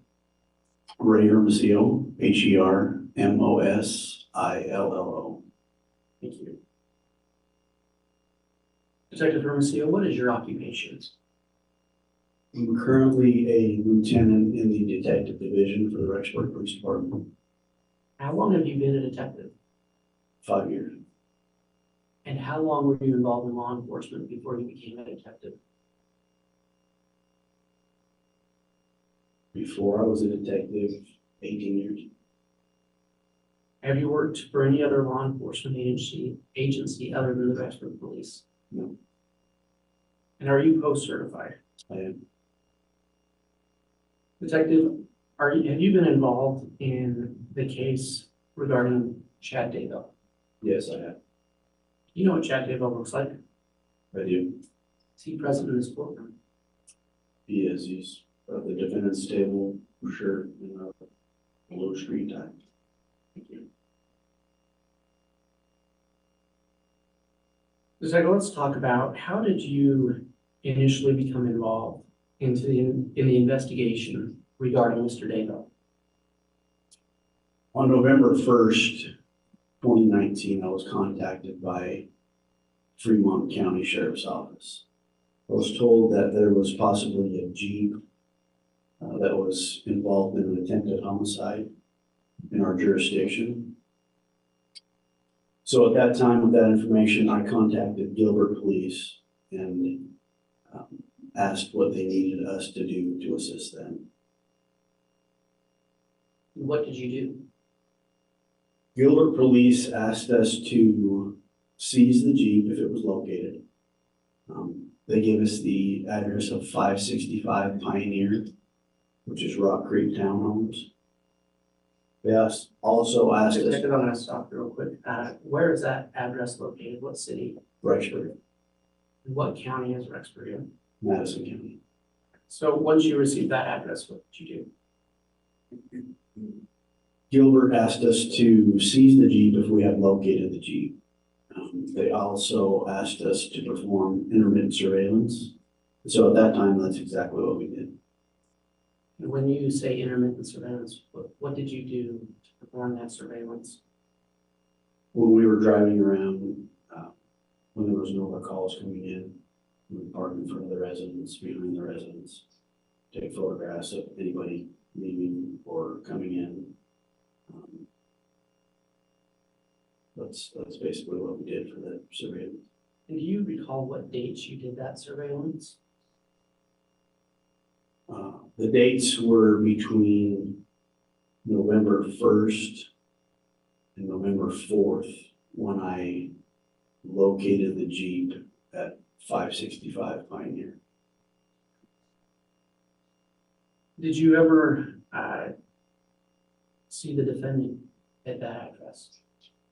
I did. There were a few times during the intermittent surveillance that we had taken photographs of the defendant, Mr. Daybell, and Lori Vallow, either coming or going from the residence. And that was between the dates of November 1st and November 4th? Judge, could we, for the record, have this officer established the record just so- I'm sorry, 2019. So. Right, and did you, when you talked about seeing Mr. Daybell, was that between those dates of November 1st and November 4th, 2019? That's correct. And your primary job was to look for a Jeep, is that accurate? Yes, that's correct. Your Honor, I'm gonna ask that the witness be handed what's been marked, the State's Exhibit 90.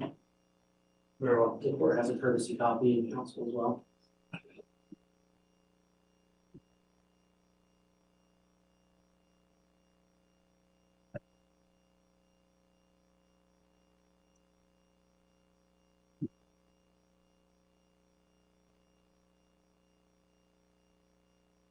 Mr. Wood, to be clear, it sounded like you said 90, this is 9-8. I believe it's 90. Double check.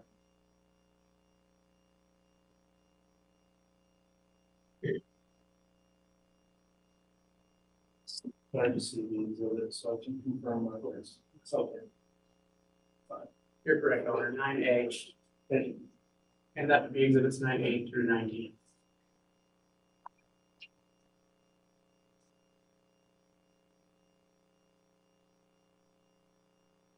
Detective, do you recognize State's Exhibits 9A through 9D?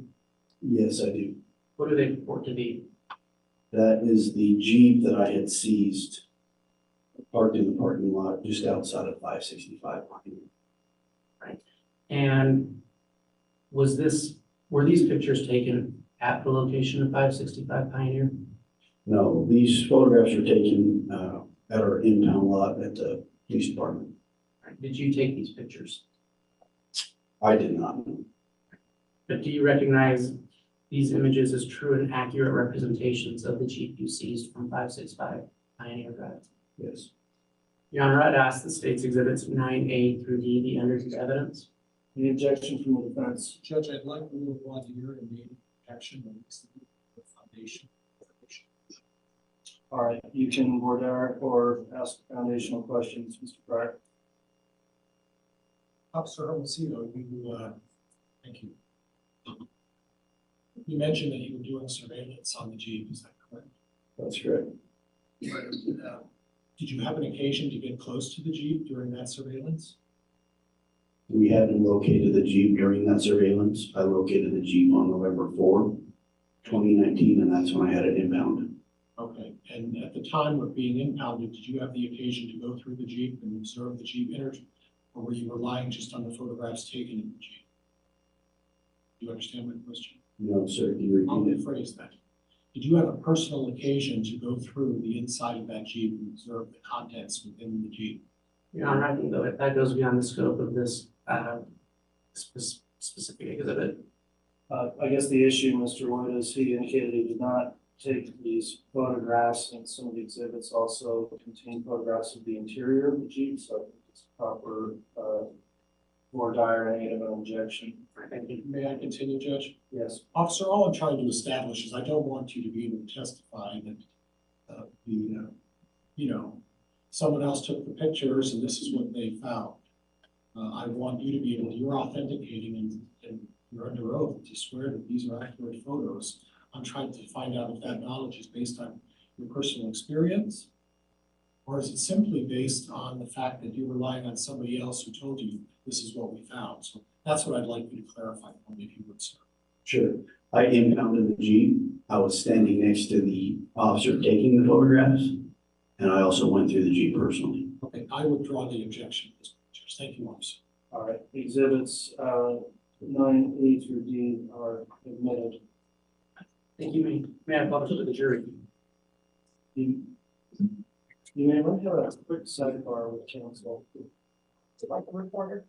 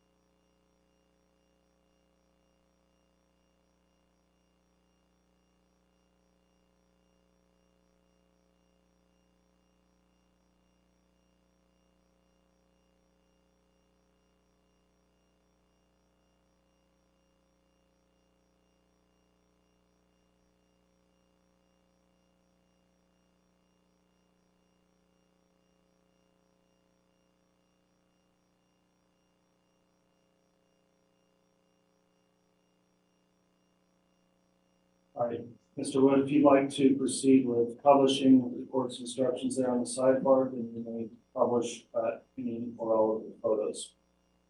Thank you, Your Honor, and if I could have access to the album.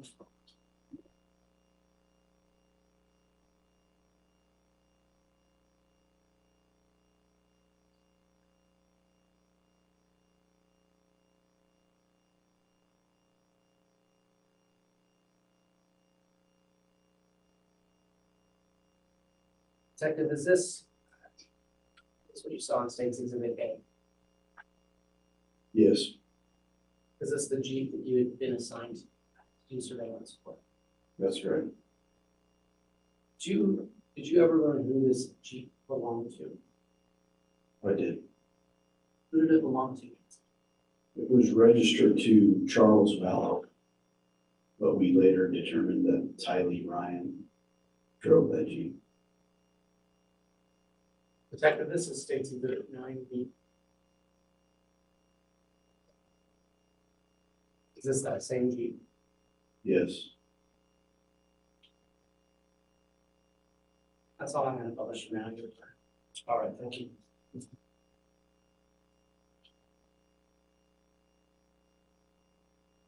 Detective, while you were doing your surveillance, you testified that you had occasion to see the defendant, Lori Vallow. Did you ever see children with her? No, we didn't. Did you ever see anybody else with them? No. At that time?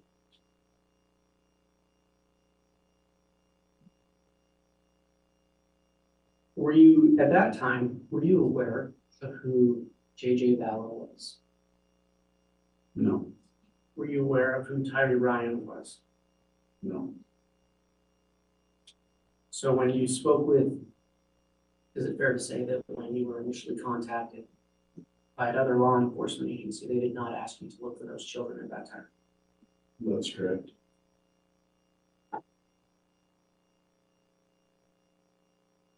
Detective, did your role in this investigation change after that? It did. When did that happen? After I had seized the Jeep November 4th, 2019, I contacted Gilbert Police and let them know I had the Jeep. Gilbert Police Department flew to Rexburg with a few of their detectives and a few of their crime analysts to go through the Jeep and serve a warrant with the Jeep. They were looking for the infotainment center, which is the middle of the Jeep console. It has the GPS locations, things of that nature, and they wanted the information extracted. So when they were up here on November 18th, 2019, they asked me and the other detectives if, during our intermittent surveillance, if we had seen any children. And we told them we hadn't. They stated that JJ's grandmother. Judge, I'm gonna object to this. I tried to be somewhat open-minded about foundation, but I'm gonna object. I'll ask a question, Your Honor. Go ahead, thanks. So you did have further contact with law enforcement from Arizona? Correct. And which law enforcement agency was that? Gilbert Police Department. And was it Gilbert Police Department that was looking for that Jeep? Yes, it was. When you followed up with them about the Jeep, did they give you any other information about their case? They did. Did any of that information regard children? Yes, it did. What were you told by Gilbert Police? Judge, objection, hearsay. Coming in for the effect on the listener, Your Honor. Judge, could we approach? No, give me a moment to make a ruling on that. I'll instruct the witness can answer the question, but for only the purpose of effect on the listener, if you can clarify that with your witness, Mr. Wood. And any objections overruled. Detective, based on your conversation with Gilbert Police, did you take any action regarding any children involved in this case? Yes, we did. And for the purpose of what you did, what information were you given that you needed to look up on? We were informed through their investigation that JJ Vallow's grandmother was concerned for his safety. Judge, and again, I'm gonna object at this point to renew my objection. That's going beyond. I'll also sustain that as bringing up your statement, Mr. Wood. Okay. Based on your conversation with Gilbert Police, what was the next step you took in your investigation? We were requested to do a welfare check on JJ Vallow from the Gilbert Police Department. Detective, had you ever met JJ Vallow? No,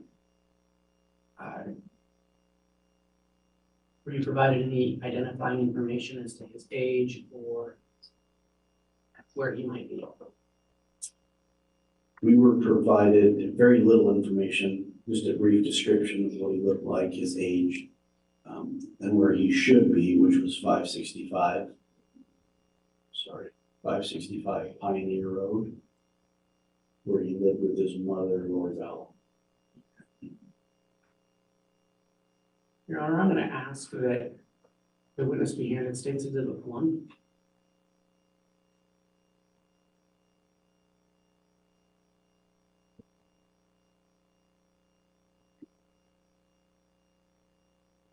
Judge, I'm gonna stipulate to the admission of State's Exhibit 1. All right, it's being offered, Mr. Wood. Yes, Your Honor. State's Exhibit 1 has been offered without objection. The court will admit State's Exhibit 1. And Your Honor, with that stipulation, I'd actually ask that the witness be handed State's Exhibit 2 and State's Exhibit 3 as well.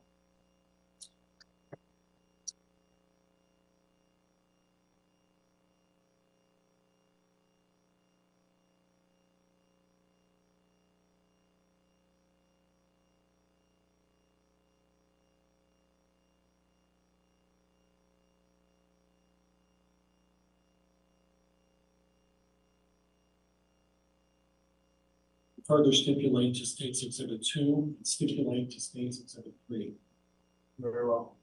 Then, presuming they're being offered, State's Exhibits 2 and 3 are also admitted. And Mr. Wood, if they're going to be published, again, the same issue we discussed before, please. That's all I'm doing that. Thank you. Detective, can you look at State's Exhibit 1?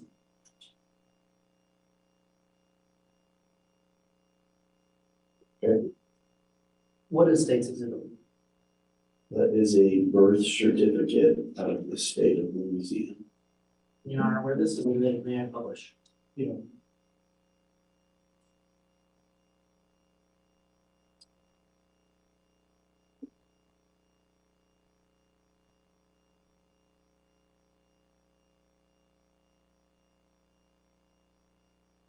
Detective, can you identify who this is a birth certificate for?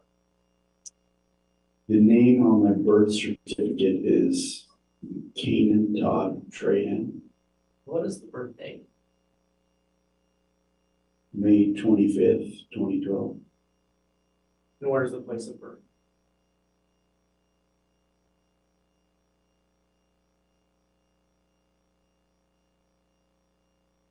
Lake Charles, Louisiana. Your Honor, if I may publish State's Exhibit 2.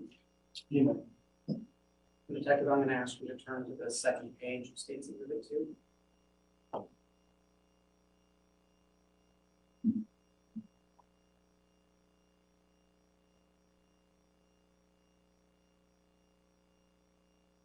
Detective, what is State's Exhibit 2?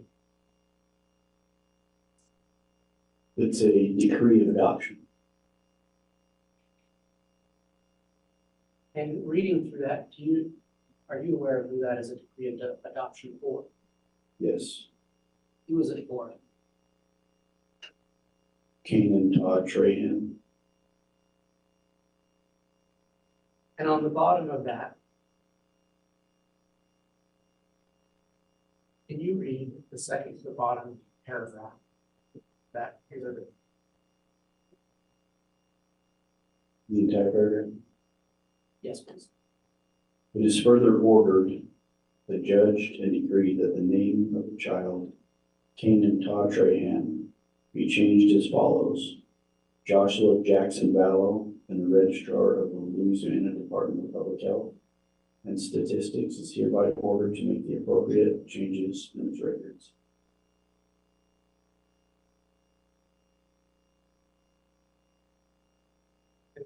May I publish State's Exhibit 3 now?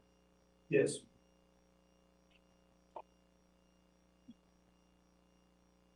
Detective, what is State's Exhibit 3? That is also a birth certificate from the state of Louisiana. And who is it a birth certificate for? Joshua Jackson Vallow.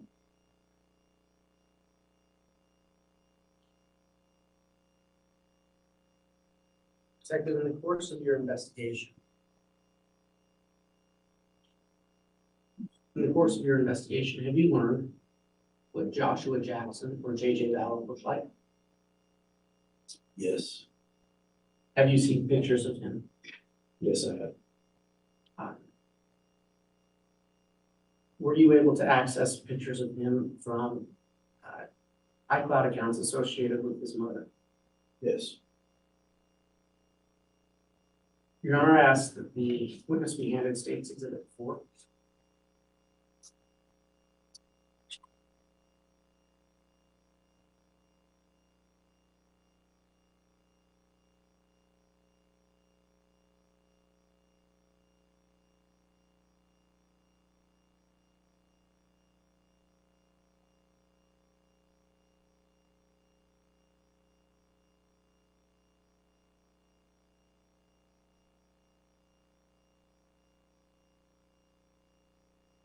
All right, the witness is handed State's Exhibit 4.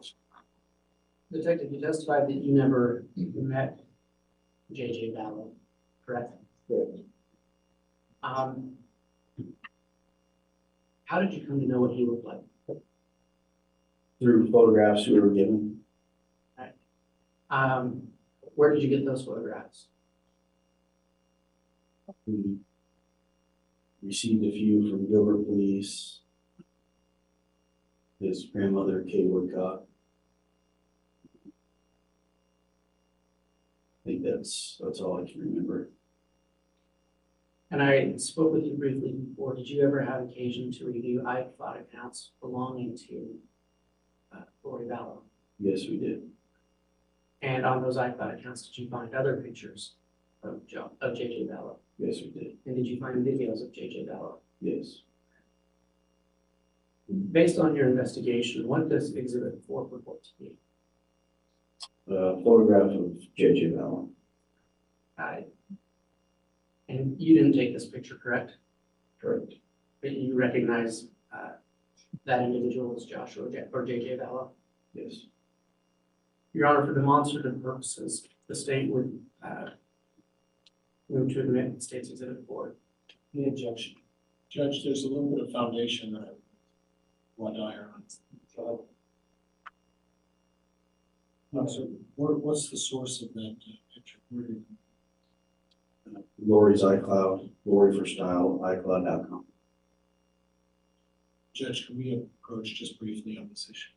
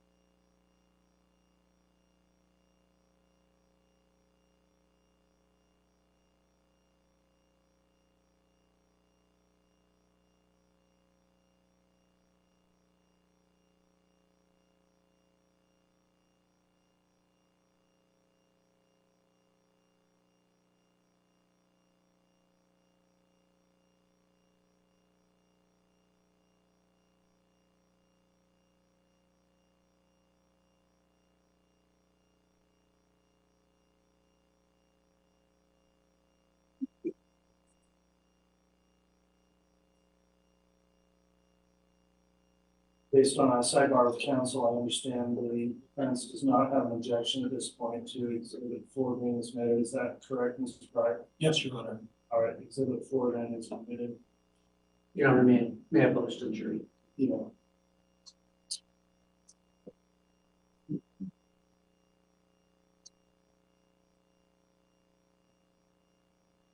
Detective, who is that? That's JJ Vallow.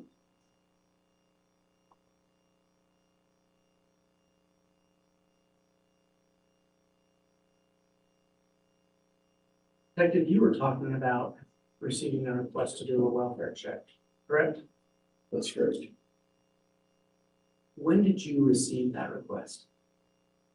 On November 25th, 2019, late evening hours, I received a call from Detective Pillar with the Gilbert Police Department, and he requested that Judge, I'm gonna object at this point. A request is a hearsay. At this point, I don't hear an objection on hearsay, so you see.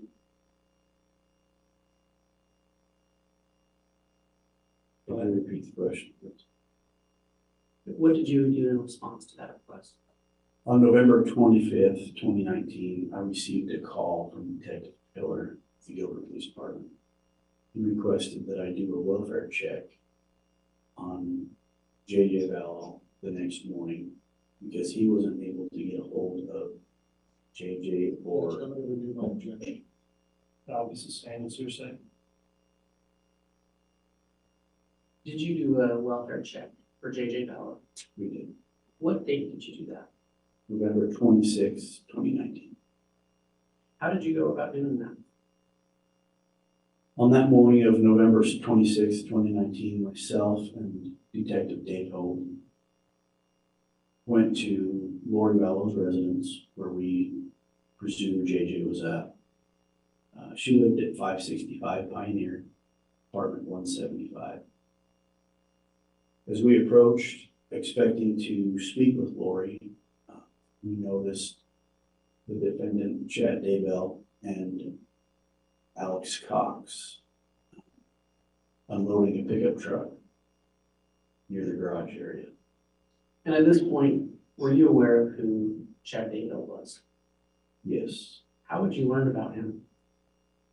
Through our investigation with Gilbert and communicating with Gilbert Police Department.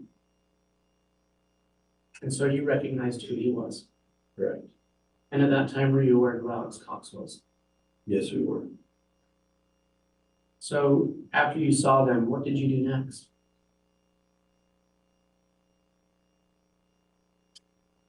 I got out of my vehicle and made contact with Alex.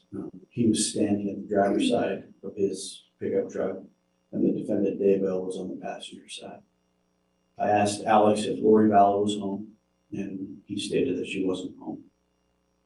I asked Alex if JJ was home, that we were there to do a welfare check. And at that point, Alex got a surprised, frightened look on his face, looked over at across the pickup at the defendant Daybell. The defendant Daybell then looked back at Alex, and initially, neither one of them answered my question. After they didn't answer your question, what did you do? I asked them again if JJ was home, and Alex Cox finally answered and stated that JJ was with his grandmother in Louisiana. When you were given that information, did it cause you any concern? It did, because I informed Alex that it was highly unlikely because his grandmother. Judge, I'm gonna object at this point. We're gonna be getting into super soon. I'll sustain that. Your Honor, I think the defendant's about to testify what he said to Alex Cox. Okay, that's not what I understood where it was going. You can re-ask the question, Mr. Wood. Detective, what did you say to Alex Cox? I informed Alex that it was unlikely because Kay. Judge, I'm gonna object. This is going to lead into hearsay. Your Honor, this is a statement by a declarant on the witness seat. It cannot be hearsay. Overruled, and it is permissible, so objection overruled. What did you say to Alex Cox? I informed Alex that it was unlikely that JJ was with his grandmother Kay because she was the one who called in the welfare check. And what was the response to that? There was no response initially. Alex again looked over at the defendant, Daybell, and they kind of both just looked at each other. And at that point, I asked Alex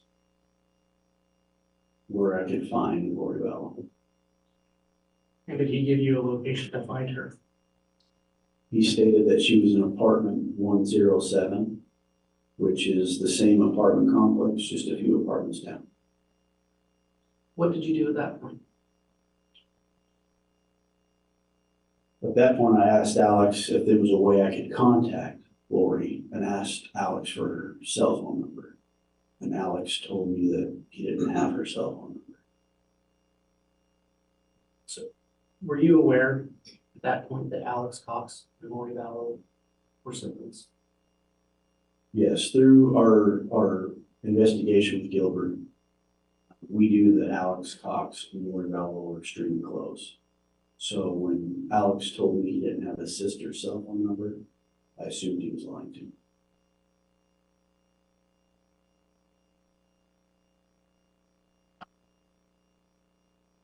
What did you do once you received that information?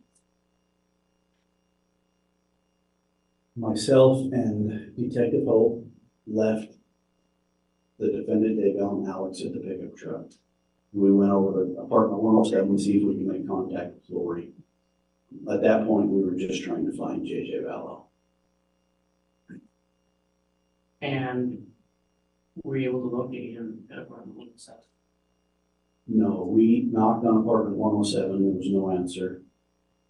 So at that point, Detective Hope began knocking on neighbors' doors, see if we could get a hold of anybody who would know if they saw a little boy coming in and out of that apartment or who resided in that apartment. And while Detective Hope was doing that, I started walking back to my vehicle to call for more detectives to come over to our location. Why did you call for more detectives? Because of the deception from Alex, I wanted to figure out what exactly was going on. And we were going to start canvassing the area and knocking on doors, so the more detectives we had on scene, the better it was for us. Detective, to clarify, when you first saw Alex and Chad Daybell, did you speak with Chad Daybell? No, I personally did not.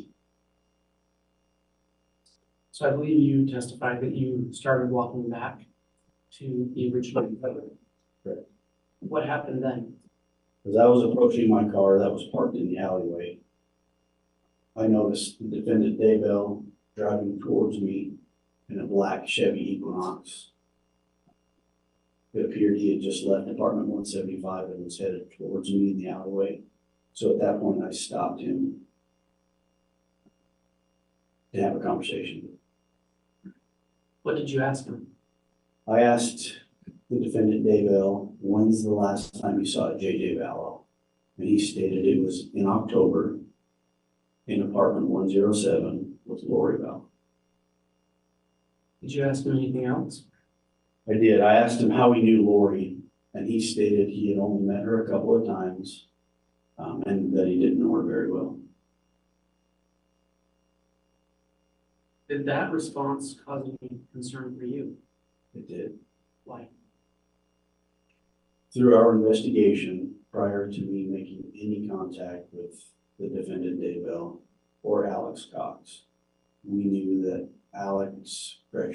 Chad and Lori had been married 2 weeks prior to my conversation with them in the alley.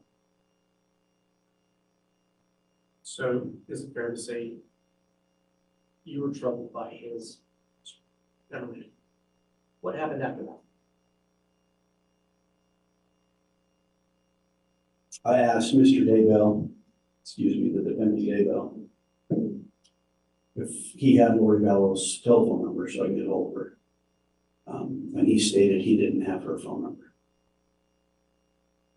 Did you have any further conversation? I did. When I was speaking with the defendant Daybell, Detective Hope saw me talking with him and started to walk back to my location. As he approached, I again asked the defendant Daybell for Lori's number because I assumed he was lying to me based on what I knew. And at that time, he did give me Lori's phone number. Did he tell you why he didn't give it to you in the first place? He did. He stated that he felt I was accusing him of something. And had you accused him of anything? No, I simply asked him the whereabouts of JJ and asked him for his wife's telephone number.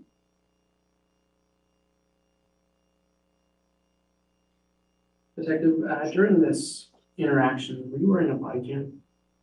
No, I wasn't. Why not? In the detective division, most of our interviews are in a controlled environment. We call people into the police department. We have an interview room set up with cameras. So most of the time we're conducting our business and our interviews at the police department. It's very rare we're the first officers or detectives on scene. There's one body cam between 7 detectives. Unlike patrol, where a patrolman is assigned a body cam, a detective is not assigned a body. What happened after you got that information from the defendant? I called my lieutenant at the time and told him what was going on. I felt that based on the deception and lies from the defendant Daybell, who is JJ's stepfather, the lies and the deception from JJ's uncle, who is Alex Cox. I felt there was more going on with the whereabouts of JJ. And so at that time, I wanted to get everybody over there to see if we could figure out what was going on. So I asked my lieutenant to gather some detectives and respond to my location. And then what happened? A few minutes later, my lieutenant arrived with Detective Dave Stubbs, who had a body cam at that point. We began knocking on doors. We went back to 175, which is Lori Vallow's apartment, and started knocking on her door and didn't get any answer. And I apologize if I missed it. Who was your lieutenant? Ron Ball. All right, so after you weren't able to get any answers, what did you do next? Through our investigation, we learned that Lori Vallow's niece, Melanie Boudreaux, it was Melanie Pulowski, Melanie Boudreaux at the time, it's now Melanie Pulowski. She lived in apartment 174, which is right next door to Lori. So at that point, we knocked on her apartment as well to see if Lori or JJ was at that apartment. Did anybody answer? No, they didn't. What did you do next? I was instructed to go back to the police department, go to the prosecutor's office to see if we can obtain a search warrant to search the residence for JJ Vallow, while the other detectives stayed on scene and started knocking on doors in that complex. At that point, our only focus was to find JJ and to figure out what was going on. So we were going to exhaust every means that we could to see if we could do that. And that's why I went to the prosecutor's office to see if I could obtain a search warrant. And did you obtain a warrant that day? No. Why not? On the way to the prosecutor's office, Detective Hope, with the number that the defendant Daybell provided, called that number. There was no answer, but he left a message. Once we got to the prosecutor's office, Lori Vallow called back, and she was instructed to open the door. There were detectives outside of her door that wanted to speak with her. Okay. And are you aware of if any detectives were able to make contact with her that day? Yes, they did. Do you know who that was? Detective Stubbs and Detective Ball. And you had mentioned earlier that Detective Stubbs had a body cam on, correct? Correct. And do you know if their interaction with Lori Vallow was recorded? Yes, it was. Have you watched that video? Yes, I have.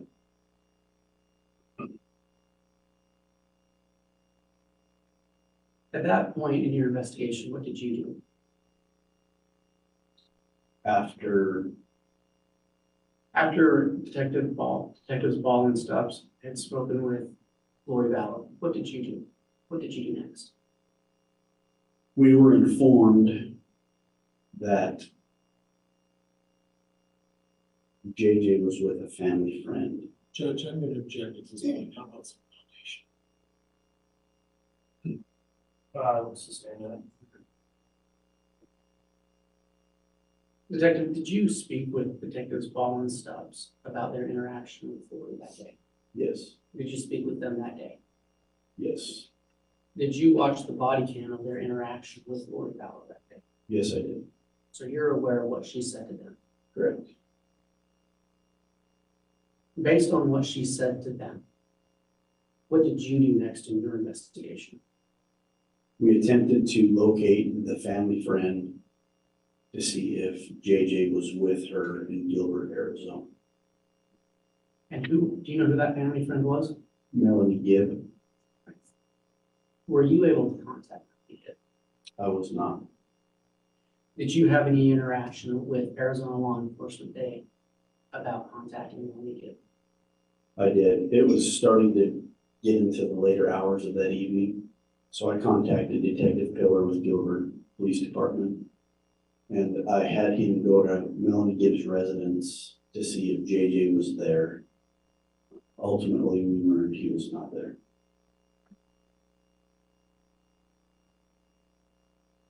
About what time did you learn that JJ was not with Melanie Gibb?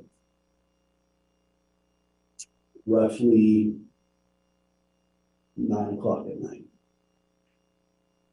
And what did you do when you found out that he was not there? I contacted Lieutenant Wall and let him know.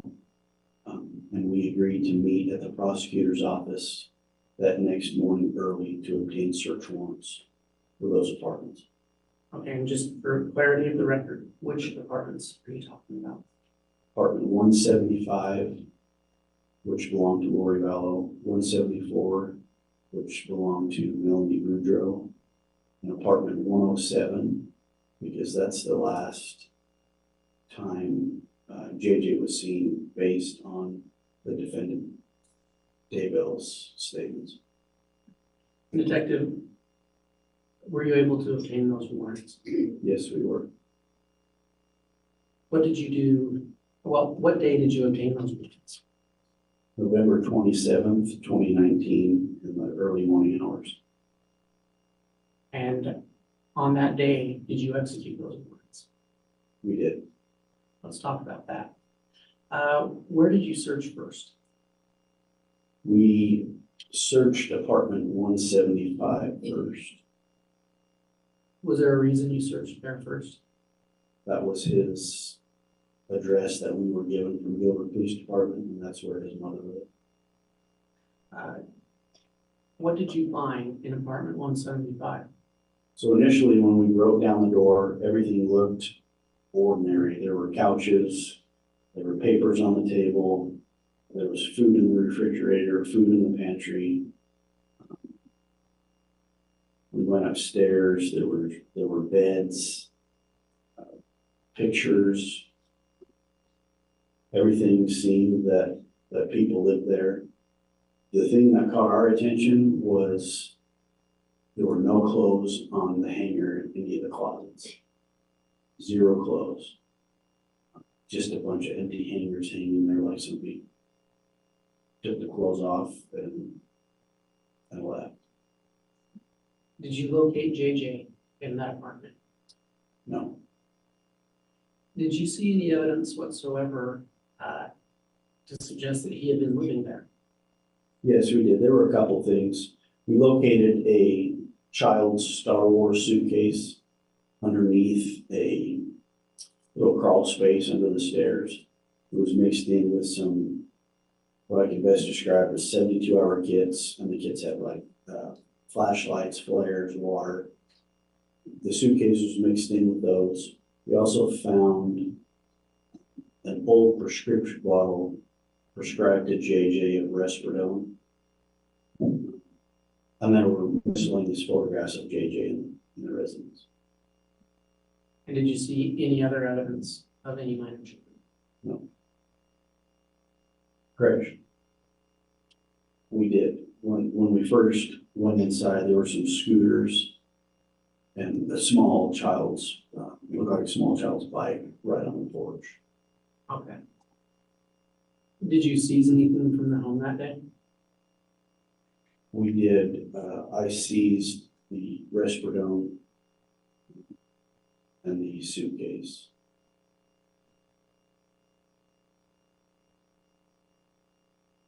After you searched apartment 175, what did you do next?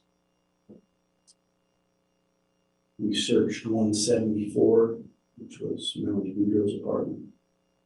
Everything appeared normal in there. There were no signs of JJ or anything that he was even there. We also searched apartment 107, and that was completely vacant. There was nothing in apartment 107. Did you seize anything from apartments 174 or 107? We seized, in apartment 174, we seized some cash, large amounts of cash that were found in the closet. And the only reason we seized those were for safekeeping, because we had kicked the door in there as well, and it wasn't able to lock, so we took that. Did you locate any weapons in any of those apartments? So in apartment 175, when we were searching the garage area, we located several different style weapons, handguns, rifles, various calibers, army knives, a lot of different weapons that were inside the garage. And why did you seize those? Again, for safekeeping, that apartment didn't lock. And so we took those so it wouldn't be stolen. Did you find any evidence that JJ Vallow had been in apartment 174? No, Did you find any evidence that JJ Vallow had been in apartment 107? No. Did you search any other building that day? we did. In apartment 175, we located a storage unit rental agreement contract. And on that storage unit contract was the name Lori Ryan. It had listed her as the tenant, and it listed the storage unit number as T52, and it gave an address of self-storage on Airport Road in Rexburg. So with that information, we were able to obtain a search warrant for that storage unit as well. And did you participate in the search of that storage unit? Yes, I did. What did you find there? There were a few bikes, children's bikes. There were boxes of winter clothing, some ice skates. There wasn't a lot in the storage unit. There was a personalized, like a family blanket, a big blanket with family photos that were kind of sewn onto the blanket. Those photos had JJ Vallow, Tylee Ryan, and their sibling Kobe Ryan. There were pictures of Lori Vallow. But other than that, there was nothing else really in the storage unit.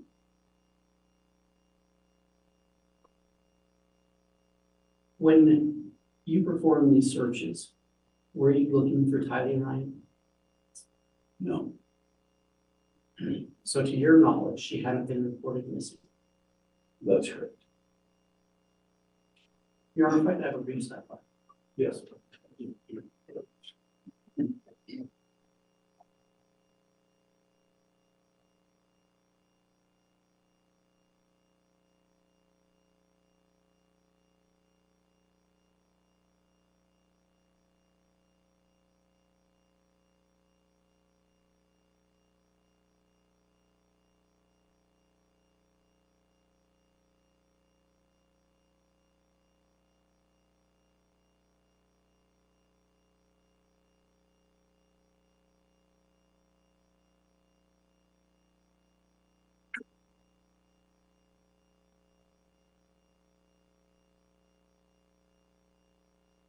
Mr. Wood, I understand this would be a good breaking point in his testimony for the lunch hour, is that correct? Yes, Your Honor. Okay, we're gonna go ahead and take our lunch recess at this time. Before we do that, again, I will just advise the jurors, please don't discuss the case amongst yourselves or with anyone else over the break. In addition, for those in the courtroom, we will be closing the courtroom, I believe, during the lunch break. So things you have in here will need to go with you. We'll reopen upon the conclusion of the lunch break, and we'll still be under the court's governing order for courtroom conduct when we return. So thank you everyone for complying with that. With that in mind, we'll go ahead and take our lunch recess now. All rise.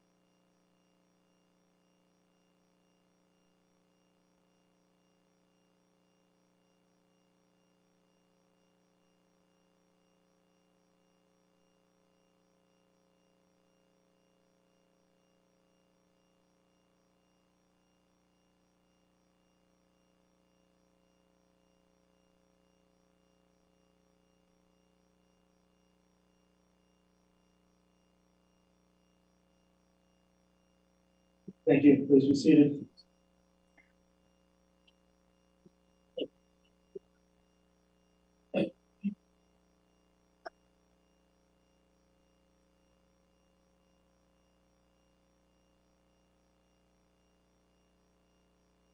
Mr. Wood, before we proceed, is the state can be ready, before it's in the jurisdiction, is there anything to bring up?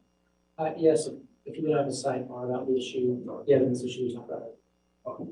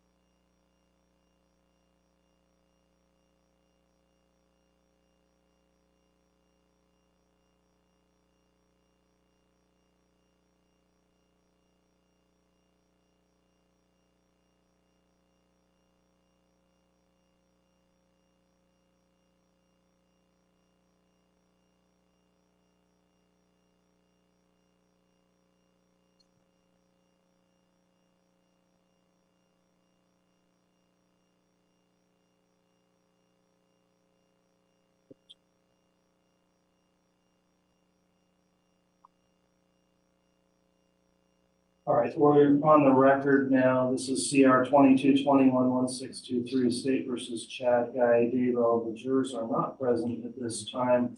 Had a sidebar with counsel. Previously, a few of the exhibits that were offered and admitted had some reference material on them, base numbers, et cetera, from the case that the court raised a concern. And I believe, Mr. Wood, what you've done is figured out a way to remove those references from the exhibits, and the court would know those references were not published to the jurors, and they won't be, so the court will permit those references to be removed from the exhibits before they are published or provided to the jurors. Is that how we're going to handle that, Mr. Wood? Yes, that's my understanding, Your Honor. All right, and Mr. Pryor, any objection from the defense to proceeding in that manner with those few exhibits? No objection. Okay, thank you. I'll make sure then that the original court exhibits to the jurors will have that information removed before the jurors are either published the information or receive copies of it. And with that, then I believe there are no other issues to take up before the jurors are brought in. Is the defense ready to proceed as well, Mr. Pryor? Yes, Your Honor. All right, thank you. Then we'll continue with testimony of this witness, and Mr. Wood, if you're ready, we'll have the jurors brought in at this time. Thank you.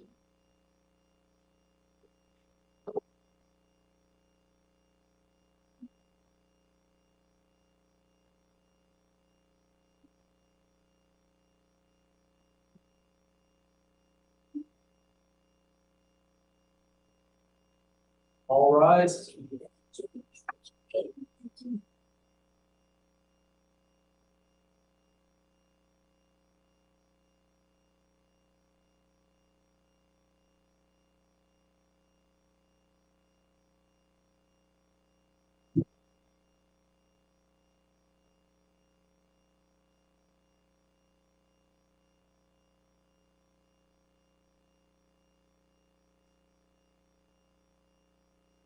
Now, the jury is present and counsel. Thank you. Please be seated.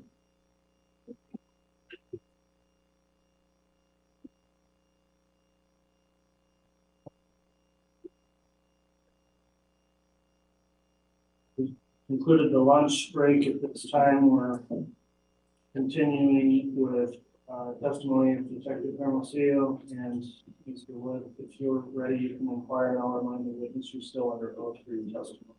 Good. Thank you, Your Honor. Detective, before we broke, we were speaking about the search of a residence. Can you remind us what residence that was? I believe it was apartment 175. And whose residence was that? Lori Vallow. Your Honor, the state would ask that the witness be handed State's Exhibits 7A through 7K.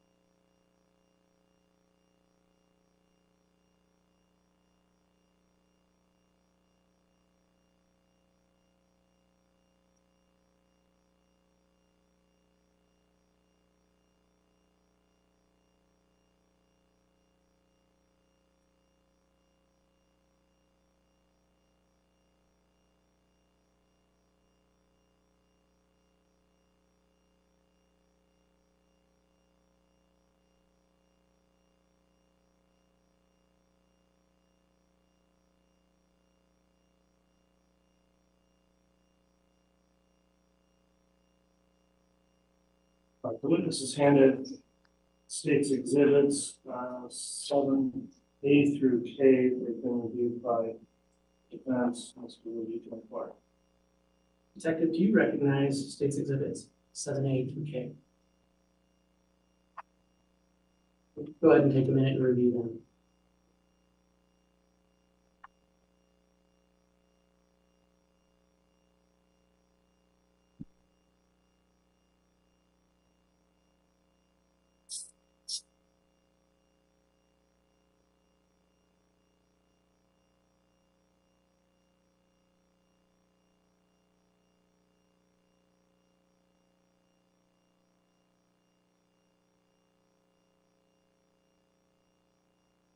Yes, sir. What do those exhibits purport to be? They are photographs that were taken of Lori Vallow's residence on the morning of November 27th. And were you present? You testified earlier you were present at the search of that apartment on that date, correct? That's right. Did you walk through every room in that apartment? Yes, I did.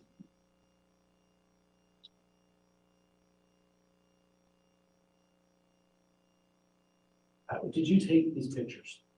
No, I did not. Do you recognize them as true and accurate representations of what you witnessed in that room that day?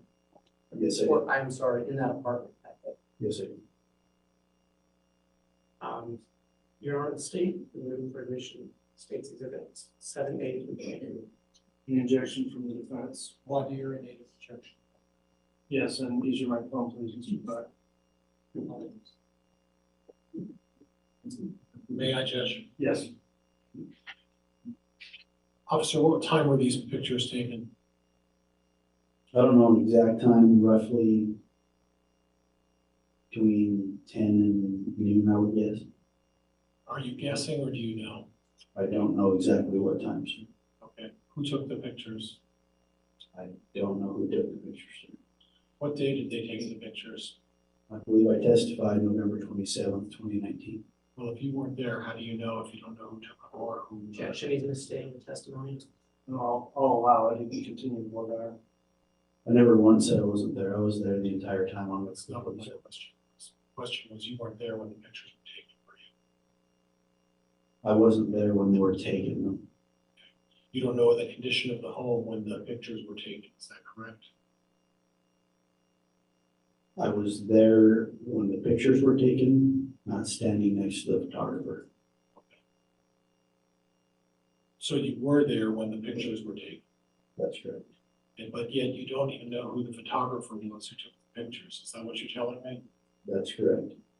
Is there a reason why you wouldn't know a photographer who's taking pictures for a police investigation that you're in charge of? I wasn't standing next to the photographer. I was inside the residence when the photos were being taken. At the same time they were being taken, I wasn't standing next to him. Okay, but the question I asked is, why is it that you don't know the name of the photographer when this scene was closed off for an investigation pursuant to a search warrant, and you can't tell me who the name of the photographer was who took these pictures? There were a lot of people that were part of that search warrant. I can't tell you exactly who took the photographs. Well, that's what my concern is. Prior, and we're getting speaking objections now. If there's a continuing objection, state the grounds. Well, there were a number of people that were in and out of that apartment, is that right? In and out of that apartment? No, sir. In that apartment, yes. How many people were in the apartment at the same time? Roughly 10. And you would know all of the names of the people that were in the apartment, right? Correct. Yet you don't know the name of the photographer who took the pictures. Is that what you're telling me? That's what I'm telling you, yes, sir. Judge, I'm gonna object. Your Honor, I'm going to lay some more foundation. All right, you can lay additional foundation, and I'll also note it is a group of photographs, so if you have to work through them individually, we will. I'll note just an objection on 7, 8, K, and Mr. Woody, you can seek additional foundation can be laid before I rule on the objection. Detective, you testified you were present that day, That's correct. and you recognize these images as true and accurate representations of what you saw in that apartment. That's correct. And is it a true and accurate representation of the condition you found the apartment in? Yes, sir.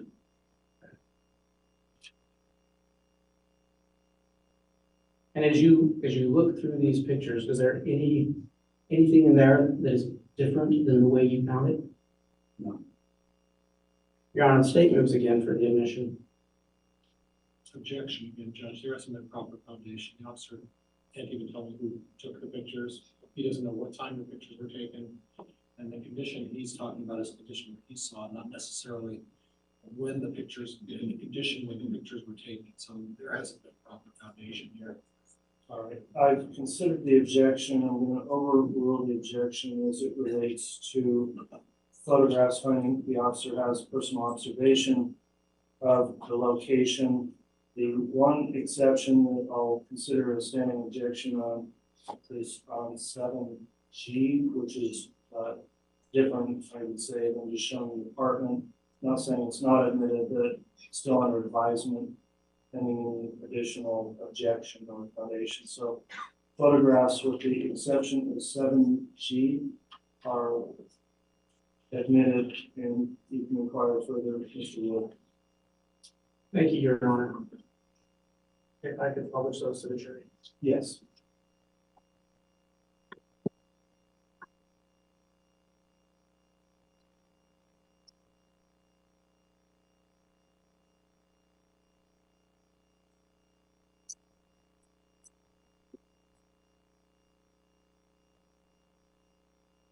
Detective, can you tell me what you observed in State's Exhibit 7A? That's the front door of apartment 175, front porch area. And is this the apartment that you searched while you were for JJ? Yes.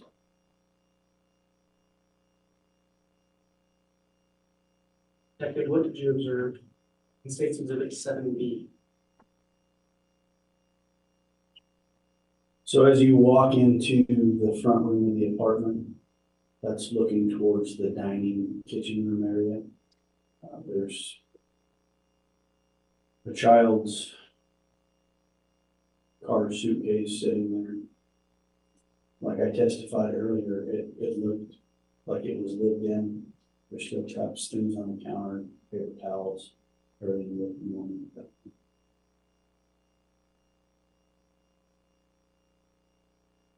What did you observe in State's Exhibit 7C? That's standing in the kitchen, facing the doorway, so the opposite direction of the last photograph. You can see the stairwell going upstairs. There's still pictures on the wall, TV, papers on the counter. Everything looked normal at that point as well.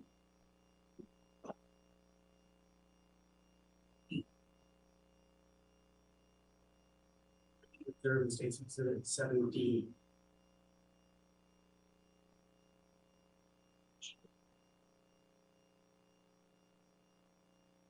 So when I testified about the crawl space under the stairs and the 72-hour kits, those are a few of the 72-hour kits, along with the Star Wars suitcase that we had located. When you, Your Honor, does the court have a pointer? I don't know, let's have the bailiff from Lori Vallow.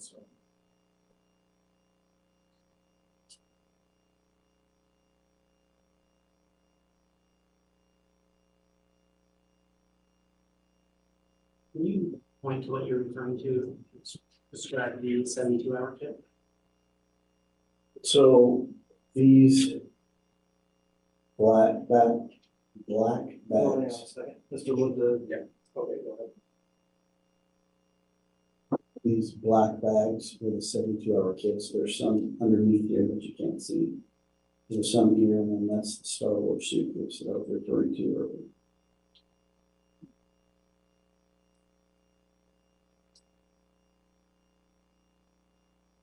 Detective, what did you observe in State's Exhibit 7E? That's the top of the stairwell, looking down towards the bottom of the stairwell. This part right here goes into the front room, and then the front door is right here.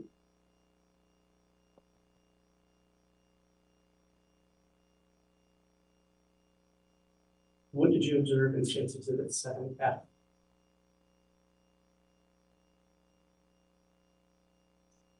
This is the master bedroom. So when you come up the stairwell, immediately to your left is this entrance here.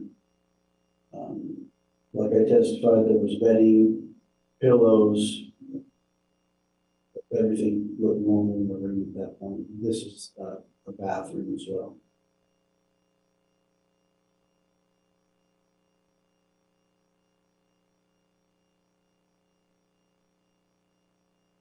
Detective, what did you observe in State's Exhibit 7H? 7H is what caused some red flags for us when we were searching the apartment. Why was that? Because of all these empty hangers. People go on trips. Judge, I'm gonna object as unresponsive. There isn't a question here, that's a narrative. It's the same. Detective, I asked you why the empty closet was concerning to you. Because when we made contact with Lori Vallow the day before, she had lived in the apartment. She was in the apartment living. The very next morning, when we served the warrant, this is what we found, empty hangers. And Detective, why would empty hangers be concerning to you? Because it appeared to us that she grabbed her clothes, left everything else, and took off.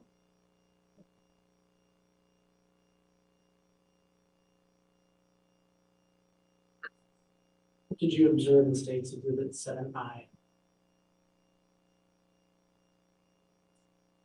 This was a bedroom. If you walk down the hall towards the west, this is the bedroom on the right-hand side.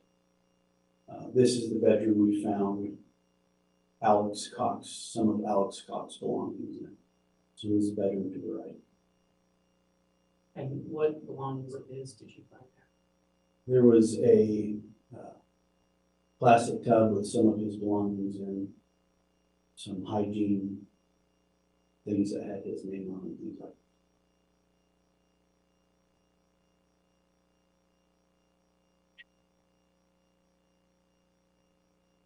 Detective, what did you observe in State's Exhibit 7J?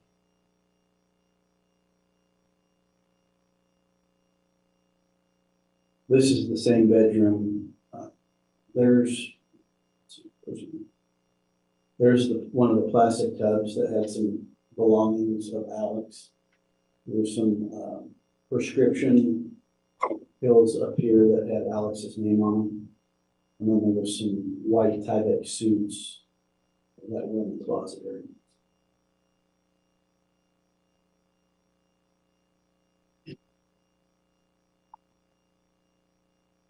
What did you observe in State's Exhibit 7K?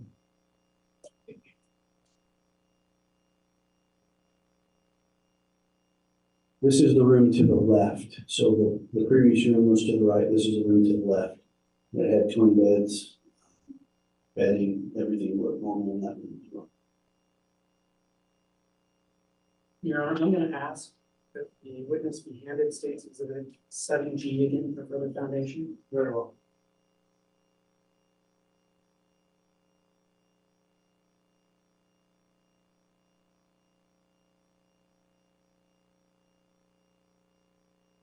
That's if you recognize State's Exhibit 7G. Yes, I do. What does it purport to be? A rental agreement with the tenant of Lori Ryan. And you testified earlier about finding a rental agreement, is that correct? That's correct. Is this the rental agreement that you were speaking about? Yes, it is. And where was that located in the residence? In the master bedroom on a desk in the corner. And you saw it there? That's correct. And is that a true and accurate representation of the rental agreement you saw? Yes, it is. Your Honor, I move for admission of State's Exhibit 7G. Any objection? No, Judge.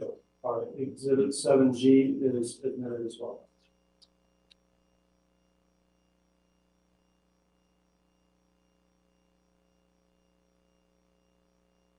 May I publish? Yes. Detective, is this the rental agreement we were just speaking of? Yes, it is. And you testified earlier about searching the storage unit, correct? Correct. Was this the rental agreement that led you to that storage unit? Yes. Thank you.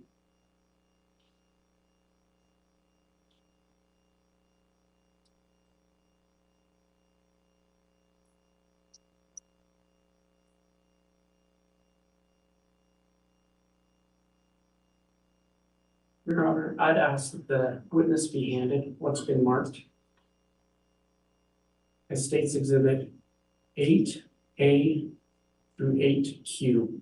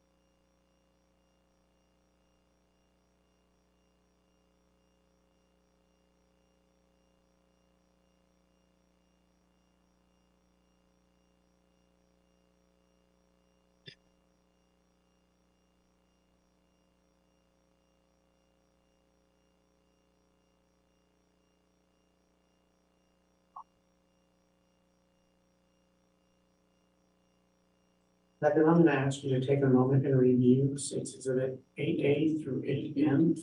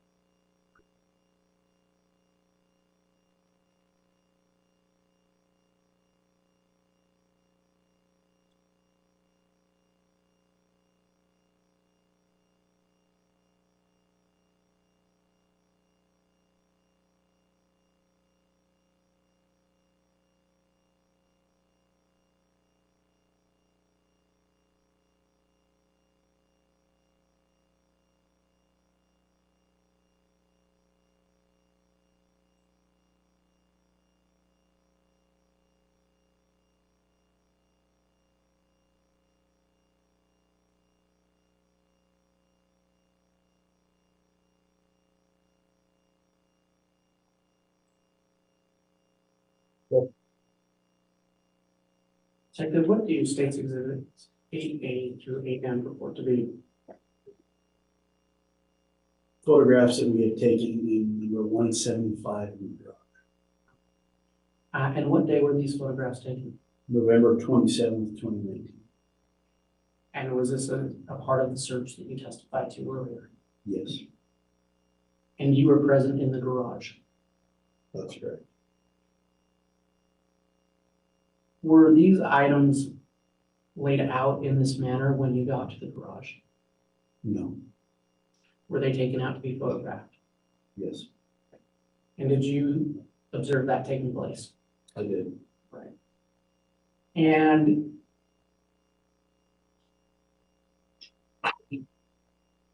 other than moving those items to be photographed, are these pictures, are these items in the same condition that you observed them that day?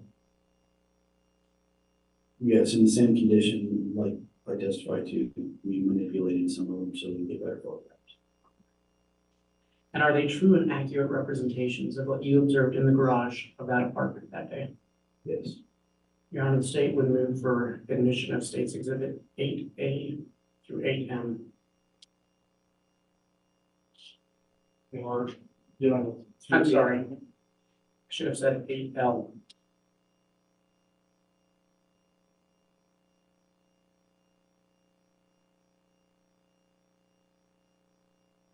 Any objection as it relates to 8A through L?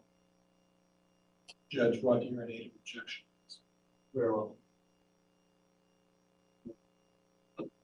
Officer, as before, were you present when the pictures were taken? yes, What was the name of the person who took the pictures? Detective Daybell.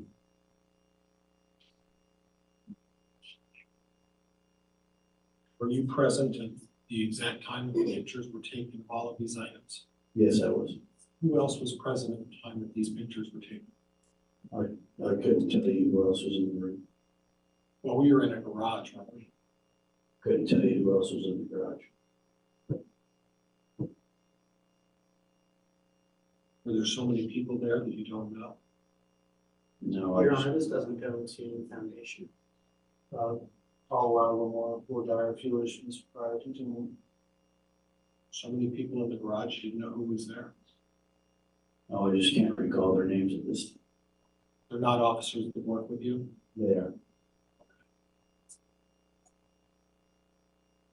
How big of a garage are we talking about? I couldn't testify to that. 2-car garage, 1-car garage? Mr. Pryor, I think we're getting across here. Is this a foundation objection still? Judge, I'm trying to establish.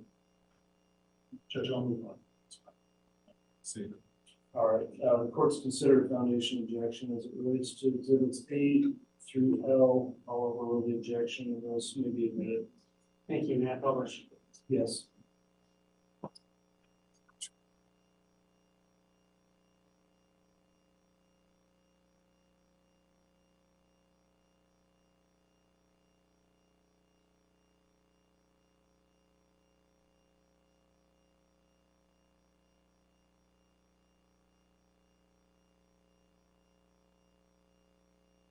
Detective? What did you observe in State's Exhibit 8A? So when I testified earlier about various magazines, weapons, there were knives, this is where we found those items. And Detective, this, I just want to stop you real quick to clarify, when you say magazines, what type of magazine are you referring to? magazines that go in rifles. And you testified that you removed these items to take pictures of. Correct. And what did you observe in State's Exhibit 8A? So here's some of the various magazines that we took out of some of the tubs. There's some ammunition. There's a few suppressors that screw on to the end of a gun to muffle the sound. There's a ghillie suit. Different items in this photo.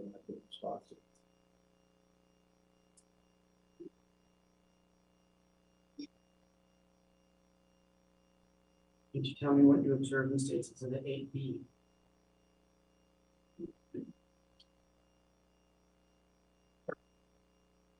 So these were items that were located in black plastic bags, which are right here that I'm pointing to. So we simply took those items out of these plastic bags and laid them out so we get photographs of them.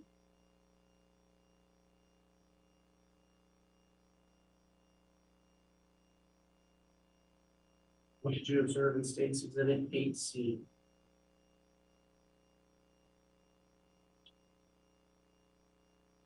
These are various caliber ammunition in plastic bags that were located in plastic tubs in the garage. Didn't say ammunition, those are for bullets, correct? Correct.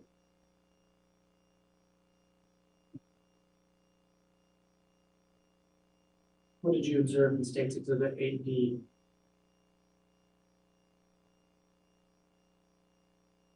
This was one of the rifles that we had located in the garage in apartment 175. It's got duct tape here. What you can't see up top is Judge, unresponsive. I'm gonna move the picture so you can see the top. What did you observe at the top of State's Exhibit 8D? like I was testifying to, at the top of this rifle, it's threaded for a suppressor to muffle the sound of a gunshot.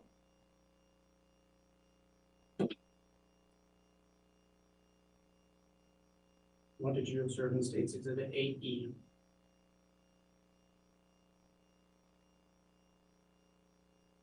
This rifle here is the exact same rifle from the previous picture. There's also another rifle that was in a bag, and that's this one here. This photograph was taken at the police department once we got the items back.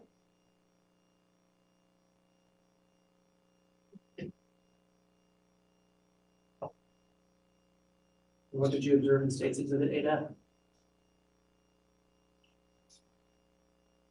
This is the rifle in the previous picture that was back here. It's just a close-up of that rifle.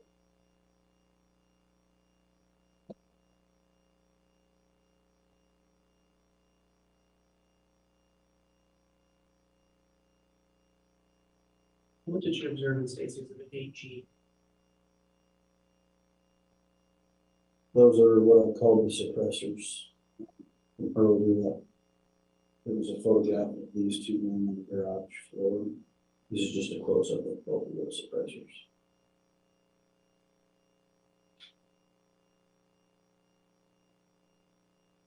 What did you observe in State's Exhibit 8H? These are knives that were found amongst the ammunition in the rifles and tubs.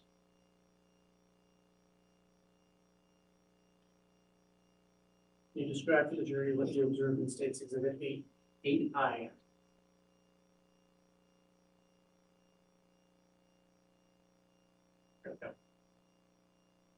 This is just a handgun that was also located that was still in the case inside the garage.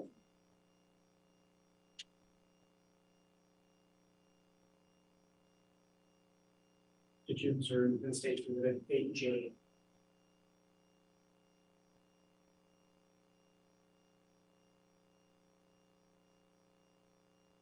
This is a Halloween mask, or what we think is a Halloween mask, that was located in a plastic bag in the garage along with duct tape and rope.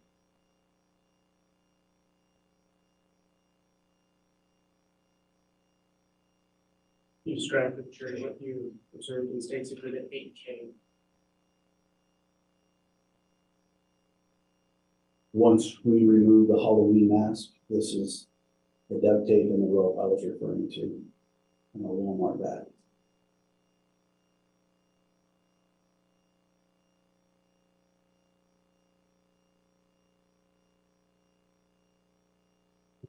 Fine, what did you observe in state's exhibit 8L?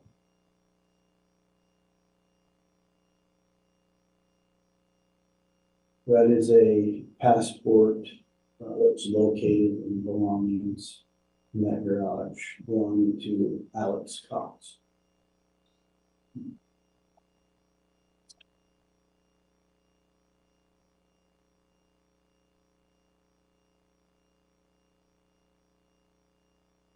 In your honor, I'd ask the witness be handed state's exhibit 8M through 8Q. Very well.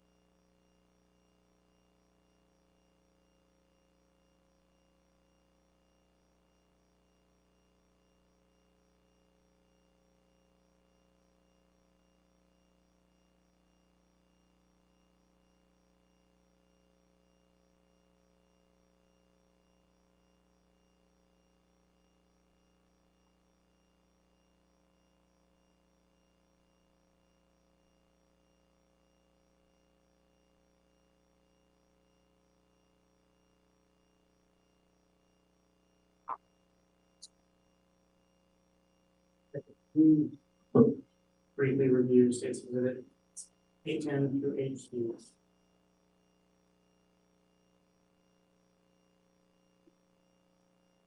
Okay. Do you recognize those exhibits? Yes, I do. What do they purport to be? These are items also located in the garage 175. What we go through each. Not yet. Did you observe these items with your own eyes? Yes, I did. And you saw these on November 27th during your search of apartment 175? Correct. I believe you testified they were also in the garage. That's correct. Are these true and accurate representations of what you observed that day? Yes. Your Honor, I move for the admission of State's Exhibit 8M through 8Q. Any objection? Yes, to under your native objection, Judge. Go ahead. Officer, you previously testified that I don't want to put words in your mouth, that you staged certain items. Is that a fair assessment? Correct. And some of the items that you staged, when I mean staged, you remove those from packages or boxes, and you laid them out to take pictures. Is that correct? That's correct. Did you take pictures of all the items in the garage, or are these just selected pictures that you have decided to show today? We took photographs of the items in the garage, anything that we thought was evidentiary value, we took photographs of. Okay, so the question is, the answer is then that you did not take pictures of everything that was in the garage. Is that fair? No objection, Your Honor. This is cross, doesn't build a foundation of these items. I do sustain that. We need to be on the narrow issue of foundation for admission or not, and we need to be allowed to cross later, of course, it's provided, any other questions on So the foundation. question is that When I hear previously that you took items out of a package and you took pictures of select items, did you take all of these items out of some sort of packaging and take select pictures of these as well? Yes, we took these out of tubs that were in the garage and took photos. So when you were there and present going through the garage, and we don't know how big this garage is because you don't know. You couldn't see these in plain sight when you went through them, correct? That's correct. So you don't know what was in the garage and what wasn't. These were staged by someone else who took pictures, that correct? We took these out of tubs and took photographs of them. Who took them out of the tubs? I couldn't tell you what officer took them out of the tubs. When did they take them out of the tubs? Are you asking for a time, sir? I'm asking for a time, yeah. Roughly 10 to 12, I would say. In the afternoon, in the morning, when? 10 o'clock in the morning till 12 noon. And you were present when they were taking these out of the tubs? That's correct. And who took these pictures of us? Detective Hope. Judge, I have nothing else. Thank you. All right, I'll rule an objection on foundation relating to exhibits 8M through Q, and those will be made. Thank you. Mayor, I have a question. You know,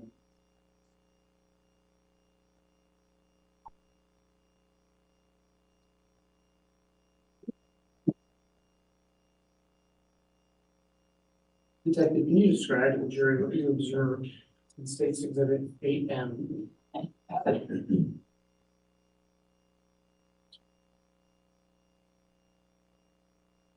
That is what appears to be an email printed item that was located in the garage of 175. There's some handwritten scribbles on it, some names, numbers associated with those names. And at the time that you found those documents, did you understand what that meant? No,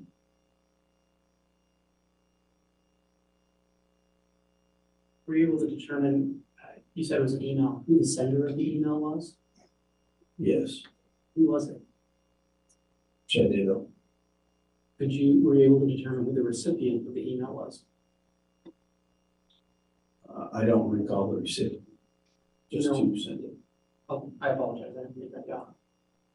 I just remember who sent the email. And were you able to tell what date it was sent? I believe it was October of 2018. Is there a specific date? I would have to look at it a little closer. It's in the upper left-hand corner.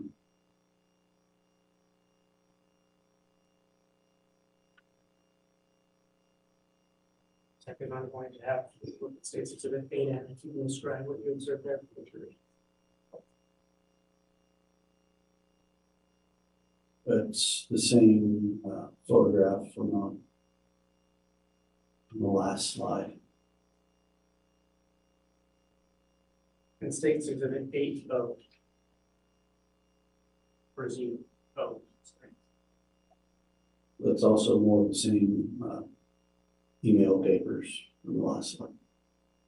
Detective, if I were to have State's Exhibit 8M attached, would you be able to tell the date of the email? Yes.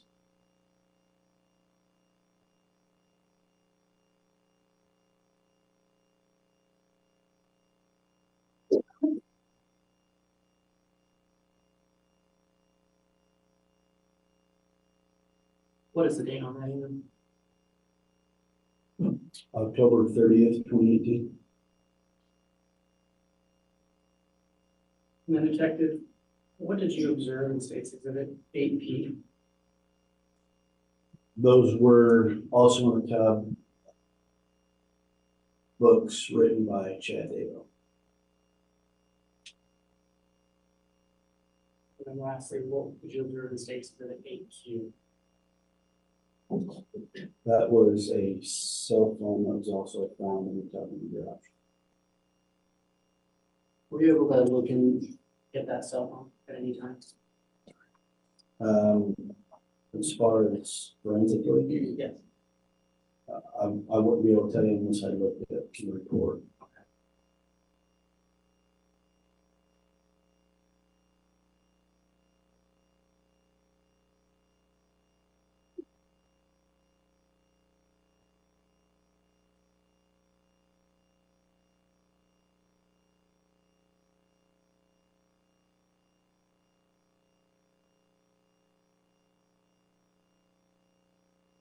Detective, we've been talking about this search on November 27th, correct? Correct. And at any time that day, did you locate JJ Vallow? No. What was the next step in your investigation to find JJ? Our next step was to talk to anybody that would take our phone calls. JJ was, Judge, I'm going to object. This is again becoming a narrative. Your Honor, he's still just answering the basic question. Overrule without objection. JJ was who we were looking for. And so we were exhausting every effort to find JJ. So we would call his siblings, family members, any family friends, anybody that might know the whereabouts of JJ. So who were some of those family members that you spoke with? We ended up speaking with Brandon Boudreaux, Melanie Boudreaux, JJ's brother, Colby Ryan. Gilbert Police ended up speaking with family members down there. That's who we spoke. At any time during your investigation, did the scope of the search change into who you were looking for? It did. Why was that? After we spoke with Colby Ryan, who was JJ's brother, he mentioned that he Judge, had, I'm going to object. This is hearsay. Sustained. Detective, at any time did the scope of your search change to include the search for Ty Ryan?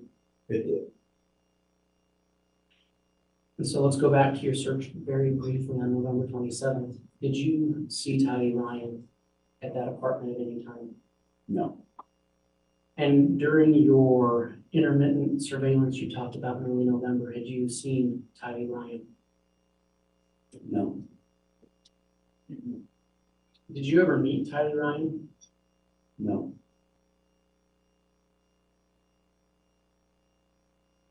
Did you become familiar with who she was through your investigation? yes, we did. How did you do that? After speaking with Colby,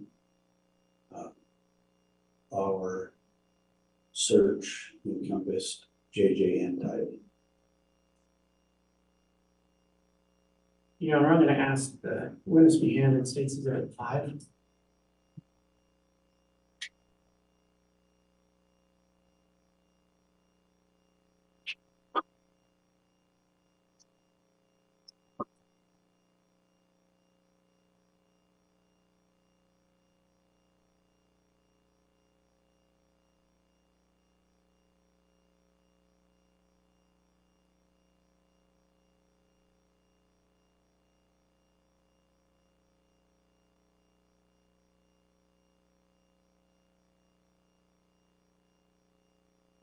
I believe this comes in by stipulation. It does. Judge, we've stipulated the admission of this exhibit. The counsel would be so kind as to repeat the exhibit number for me, please. 5. Thank you. All right, exhibit 5 has been offered and admitted. You can proceed, Mr. Wood. Thank you. Detective, do you recognize State's Exhibit 5? Yes, I do. What is it? It's a birth certificate issues out of the state of Texas. Your Honor, may I publish that for the jury? No objection. Go ahead.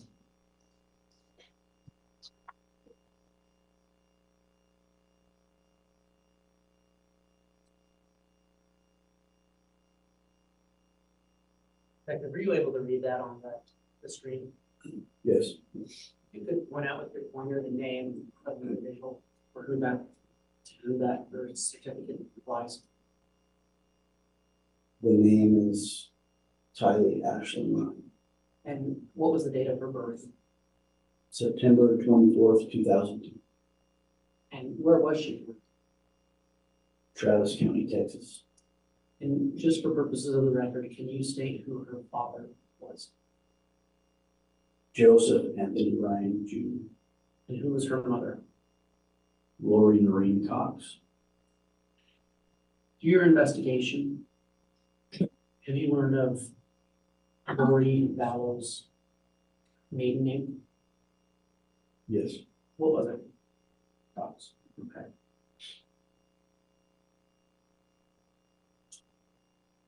So Detective, you testified that at this point you were approximately when did the scope of your search widen to include Tylee Ryan? It was after we spoke with Colby on December 11th, 2019. We entered JJ Vallow and Tylee Ryan into what we call NCMEC, which is the National Center for Missing and Exploited Children. So on December 11th, 2019, we entered both of those children as missing and in danger. How does NCMEC work? It's a center where I'm going to object at this point on the foundation. Mr. Wood, if there's any additional foundation or anything that hasn't been. Okay. Can you restate again what the acronym NCMEC stands for? National Center for Missing and Exploited Children. And is that associated with a government entity? It is. Do you know which entity? I don't. Have you ever used NCMEC before in your job as a detective? Yes. How have you used it before? When we have missing children, we enter and call NCMEC, enter their information, and it goes into a database.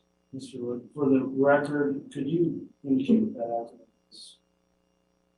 Yes, Your Honor, it's NCMEC. Thank you. If you'd like, the detective, can you just state what that stands for again? National Center for Missing and Exploited Children.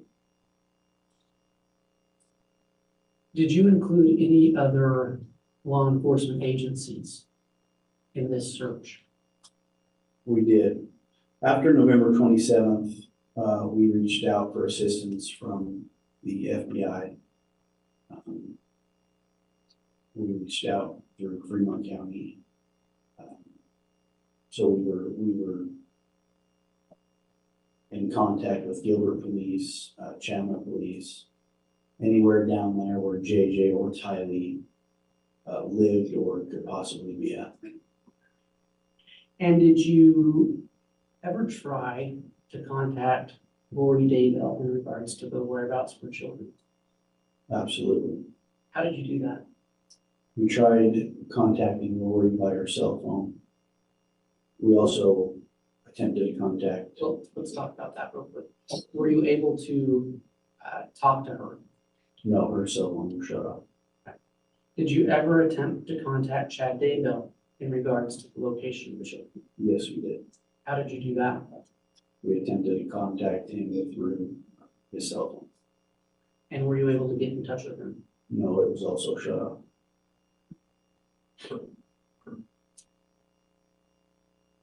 And at any time, did Lori Vallow ever call the Rexburg police to report missing children? Judge, objection. Foundation. Response, Mr. Wood? Your Honor, it's just a basic question that I think it's in line with the question we've been going through. I don't know additional foundation. Upon foundation is overruled. Witness can answer. Did you ask that again, please? Did Lori Vallow ever contact the Rexburg police, to your knowledge, regarding missing children? No, she didn't.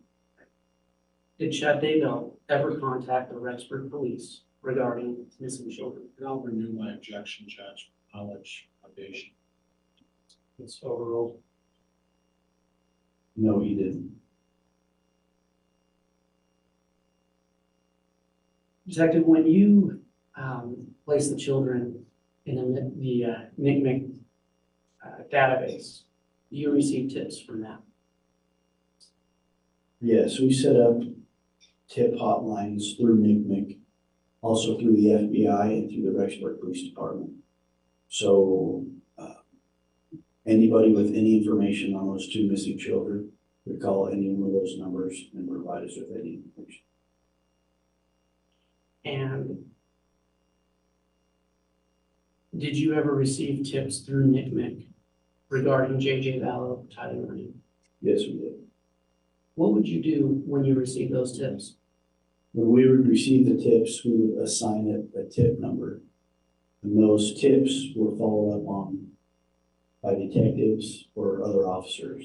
So as soon as those tips came in, they were given a number and then assigned to an officer to take it follow.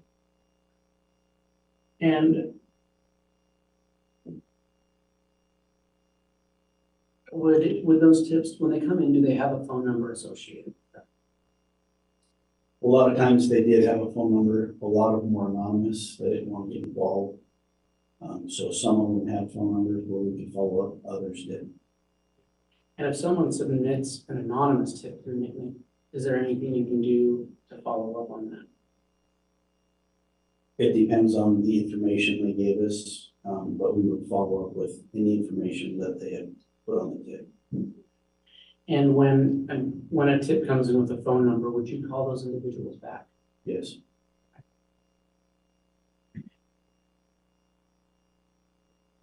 Did you ever alert the public that the children were missing? We did. We held a press conference on November 20th, 2019, and alerted the public that we had two missing children in our area. And after that press release came out, did you receive tips after that? Yes, we did. And did you follow up on those tips as well? Yes, we did.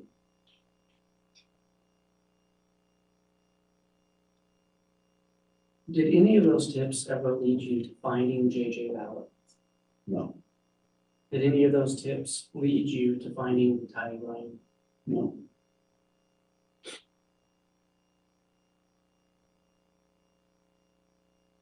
Detective, regarding Tyler Ryan and JJ Vallow, are you aware if a child protection action was filed in Madison County regarding them?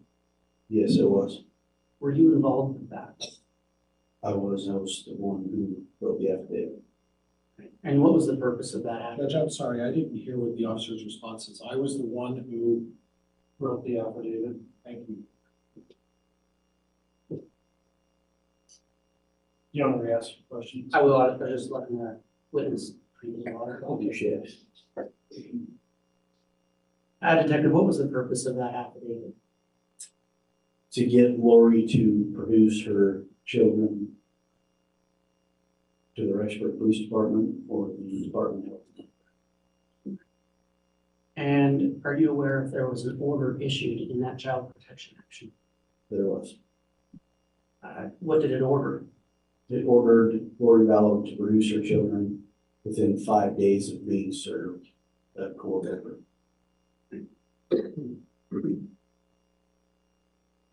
Detective, were you ever able to locate Chad Daybell and Lori Vallow? Yes, we were. How did you do that? A few different ways. Some of the tips that came in gave us location in Kauai, also through cell phone data. Judge, can I have some foundation as to the time, date, location? Are there foundational objection, Mr. Wood? I'll just ask some more questions, Your Honor. Very well. Approximately when did you learn about the location of Chad and Lori? Beginning of January of 2020. And you stated earlier, but what kind of tips gave you that? What kind of tips gave you that information? Eyewitnesses that would call in that said they saw Lori and Chad on the island of Kauai, And where is Kauai? in Hawaii.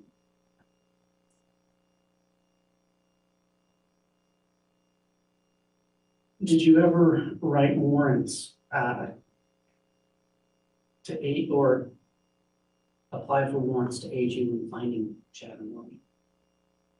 Yes. What kind of warrants were those? We wrote warrants for cell phone data, geofence location, a few different warrants through cell phone companies to assist us in finding Chad and Lori or their location. And did any of the data you received from those help you locate them? Yes, it did.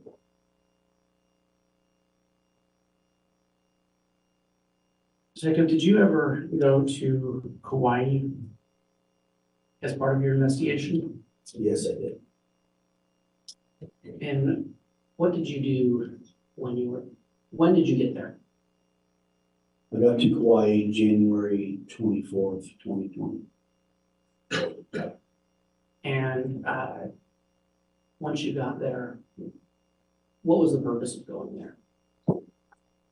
We went there to aid and assist the Kauai Police Department in serving that court order to produce JJ Vallow to the Rexburg Police Department. And did you see Chad and Lori Daybell in Kauai? Yes, we did. You mentioned assisting the Kauai Police Department in serving that order. Are you aware if Lori Vallow was served with that order? Yeah, she was on January 25th, 2019, correction, 2020. While you were in Kauai, did you do anything else? We observed the Kauai Police Department serve 2 search warrants. One on Chad and Lori's condo and the other on the rental vehicle. Did you perform those searches as well, or just observe the Kauai Police Department do it? No, we just observed and we let them serve. Do you recall where their condominium was located in Kauai? I don't recall the physical address, but it was Princeville. And is that a town or city in Kauai? Yes. When you observed the search of the residents they were living in Princeville, after the Kauai Police Department did their search, were you able to walk through that residence? Yes, I was. What did you observe at that residence? Everything looked normal. It appeared 2 adults were living there. There were beach towels, 2 beach towels. Everything was in pairs. Food in the fridge, couches. Everything seemed ordinary. Did you see JJ Vallow there? No, Did you see Tyler Ryan there? no, Did you see anything that would have indicated to you that a child was living there? no, I didn't. Did you observe anything that would have indicated to you that a teenager was living there? No. Detective, to your knowledge, did Lori Vallow ever produce her children to the Rexburg Police Department or the Department of Health and Welfare? No, she didn't.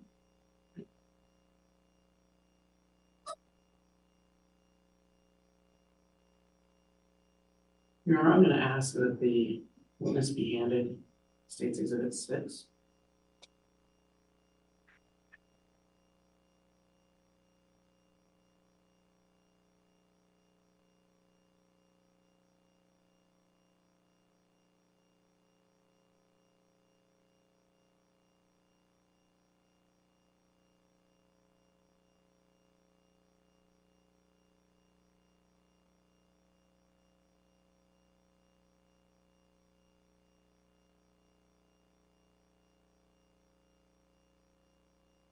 Detective, do you recognize State's Exhibit 6?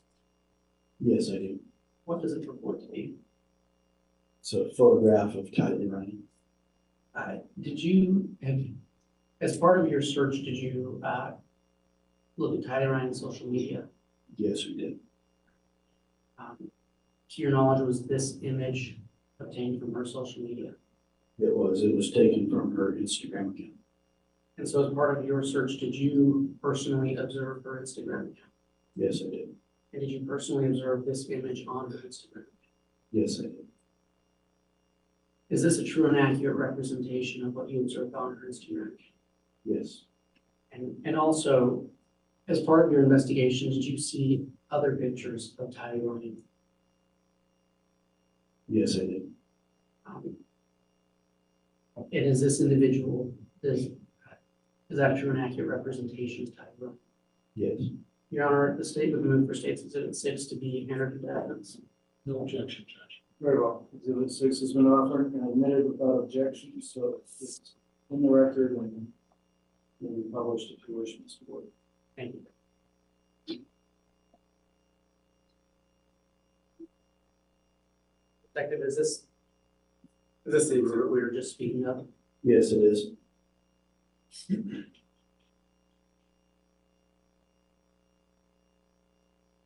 What was the username on the account that you found that picture in? Tylee A. Ryan. And this individual is the Tylee Ryan that you came to recognize through your search. That's correct.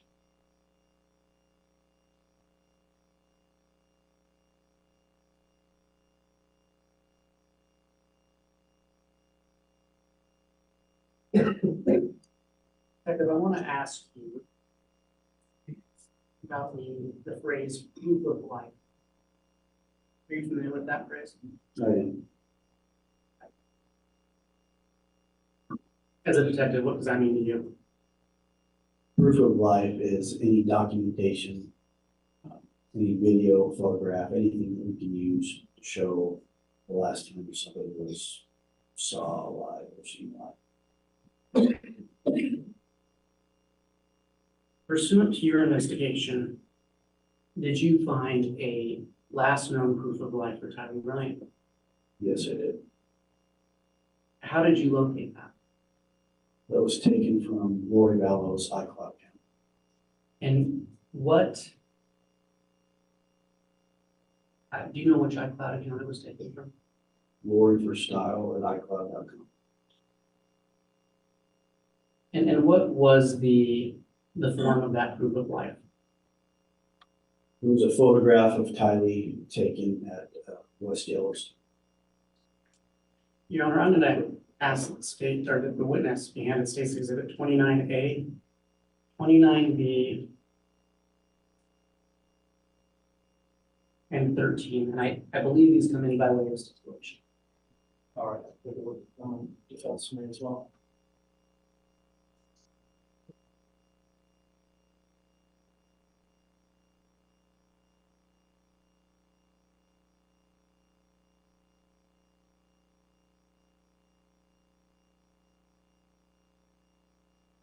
Judge, that's correct, by way of stipulation. All right, I'll just review those briefly and then.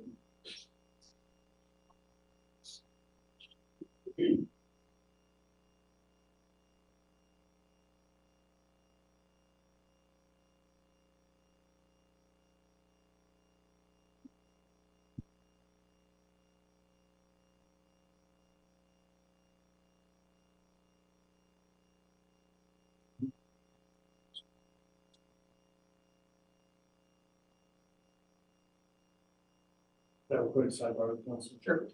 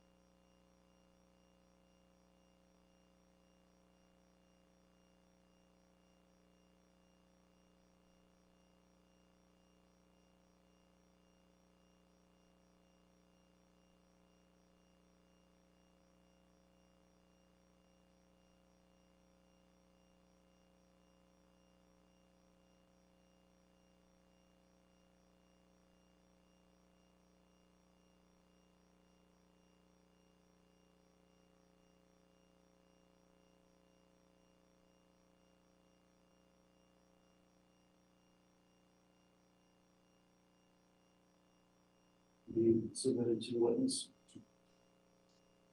And I will note that exhibits 29A and B and exhibit 13 are all admitted without objection. You can proceed, Mr. Wood. Thank you.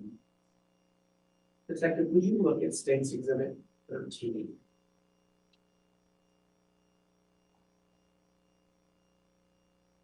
What does that report to be? That is the photograph taken from Lori Styles' iCloud team. They testified to earlier with Tyler and West Dallas. If I may publish. Yes.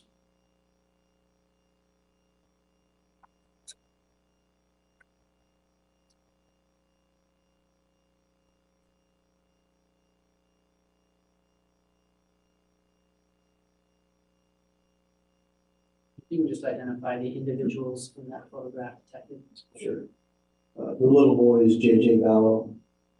The Tyler Ryan's in the middle, and their uncle Alex Cox is on the right. And as part of this exhibit, did it contain metadata? Yes, it did. And did the metadata in this instance, well, can you describe to the jury what metadata is? Sure. Metadata is like a time and date, it has a time and date stamp with the photograph that's taken. So it's just data associated with the photograph. And this photo was accompanied by metadata? That's correct. And what date was this photograph taken? September 8th, 2019 at 2:49 p.m. And you testified earlier that this was in Yellowstone? Yes, How do you know that that's Yellowstone? I've been there. So you personally recognize that location? Correct.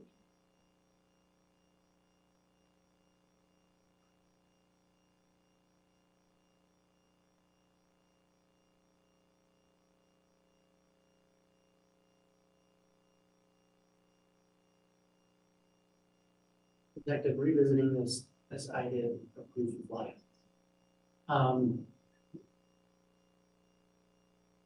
Throughout your investigation, were you ever able to find photographs dated later than that of Tylee Ryan living? No. And can you describe just quickly where you found that photograph? From the iCloud account associated with Lori Vallow. And I believe you already said it, but just for purposes of the record, what was the name of that iCloud? Lori for style at iCloud.com. And how do you know that that account was associated with Lori Vallow? The information attached to it and also the photographs that were attached. And when you say photographs, what type of photographs led you to believe that that was attached to Lori Vallow? Family photographs, Lori Vallow's photographs with her in the photos.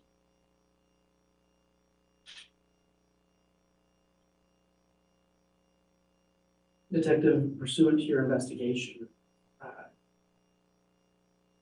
you aware of a last known proof of life for JJ Vallow? Yes, I am. Your Honor, I'm going to ask this. The witness be handed State's Exhibit 14, which I believe also comes in by way of stipulation.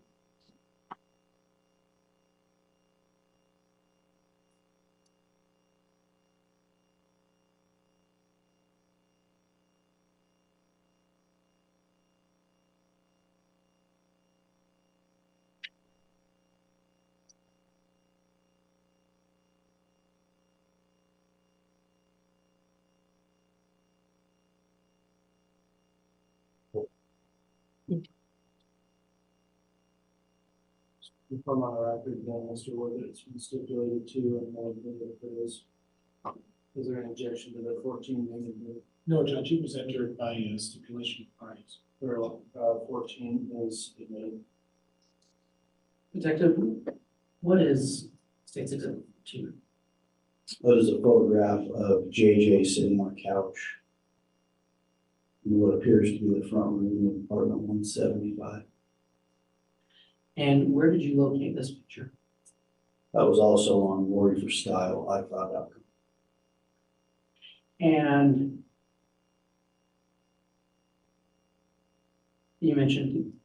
You believe you recognize the location. I'm sorry, can you say that again? Yes, it appears to be the front room, same type of couch that was found in Lori Vallow's apartment, apartment 175.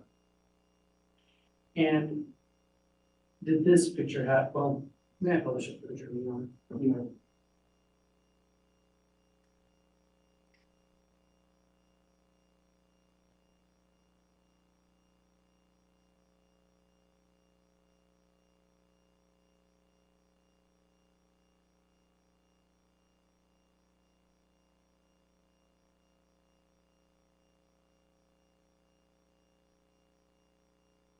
Can you just describe to the jury what you observed in State's Exhibit 2? That's JJ Vallow sitting on the couch in red pajamas. And did this picture, was this picture accompanied by metadata? It was, Is this the metadata that accompanied that picture? yes.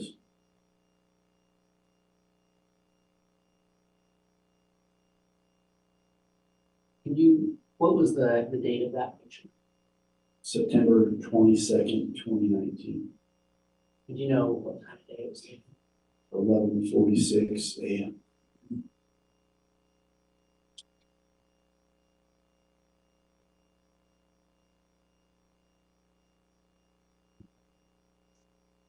And just to clarify, what iCloud account was that picture taken from? Also, Lori for style,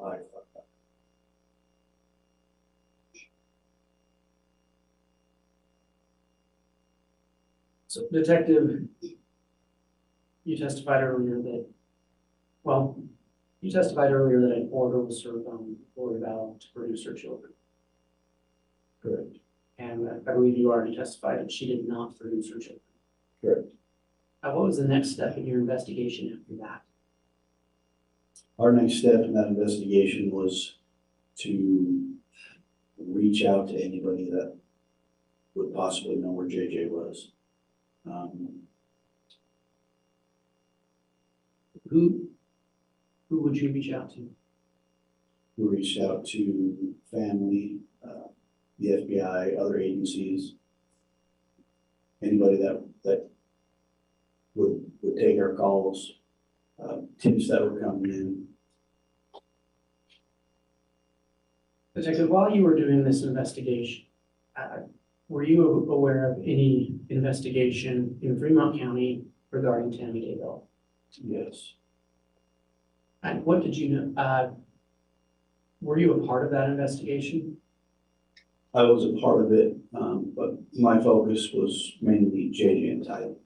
And what was the investigation in Fremont County regarding? A suspicious death involving the defendant Daybell's wife. And as part of your investigation, did you know when she had died? Yes, When was that? October 19th of 2019. You testified that your primary focus was locating Tylee and JJ, correct? That's correct.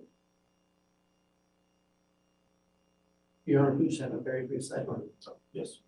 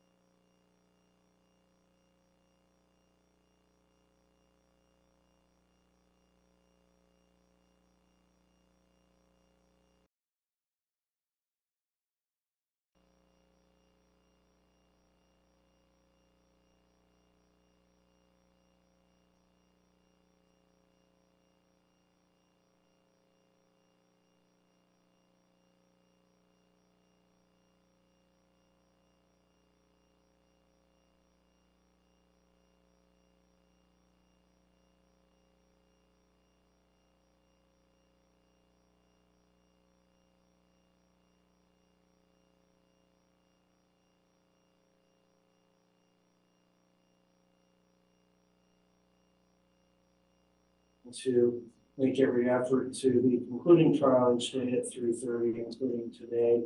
We are going to take our mid-afternoon break at this time. And just for your reference as well, in case I forget to mention, we'll be going through evidence and testimony again tomorrow, scheduled 8:30 to 3:30. And then with some scheduling issues, we are going to not be holding court on Friday. And so we'll be back on Monday. I just want to make you aware of that schedule as well. So we'll go until 3:30 today, but at this time, we will take our break. So if we can try to keep the break to 20 minutes, I appreciate it. With that, I'll apologize for the jury.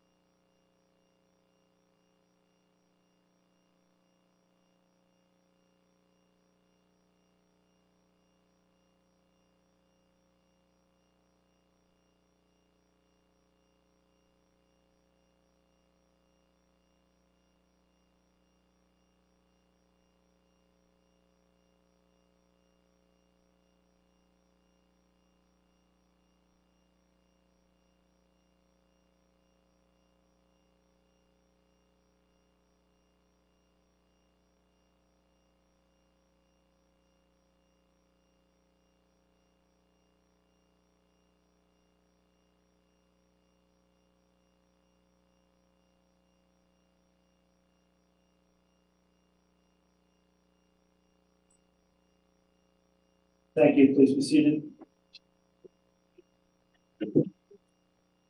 We've got the jurors return, please. Yes, Your Honor.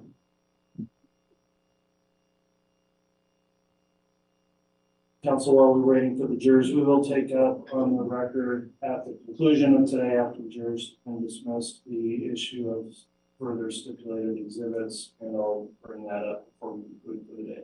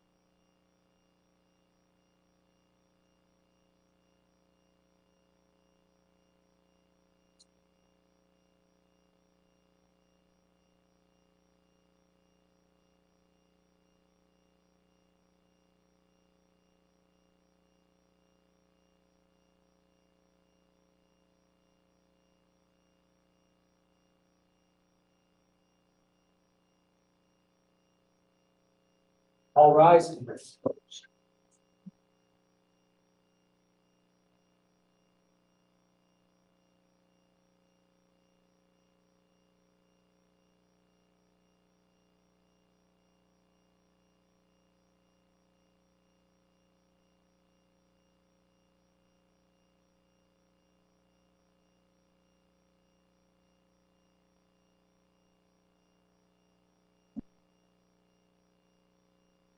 Jury is present and accounted for. Very well. Please be seated.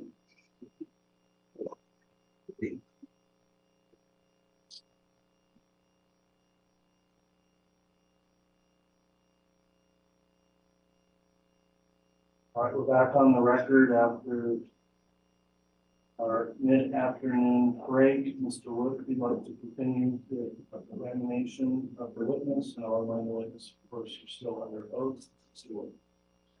Thank you. And I need to just take up a couple of issues for clarification of the record. Detective, you spoke earlier about searching Lori Vallow's residence. Correct. And yeah, you stated the address. What city was that address located in? Rexburg. And what state is Rexburg in? Idaho. Thank you.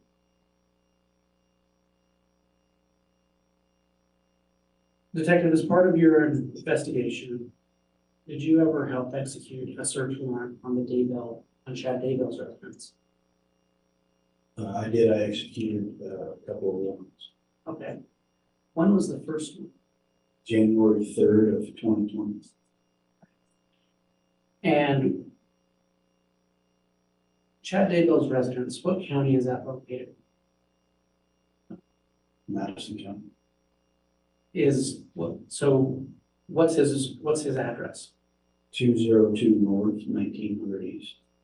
And is that, and what city is it listed as? It's listed as Rexburg. It's actually in Fremont County, but it's listed correct. Okay, so just to be clear, did you just misspeak when you said it was in I did. I mean to say it correct. Okay, and it's what county? Fremont County. All right, thank you. And you testified that you did a search there on January 3rd. Correct.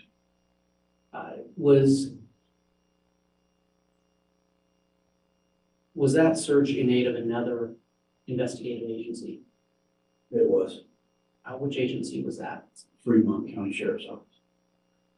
And do you recall what the purpose of that search was for? I don't recall what the probable cause or the reason for the search was at that time. So you didn't write the affidavit. So, Did you have any other occasion where you served a search warrant on Chad Daybell's residence? yes, June 9th, 2020.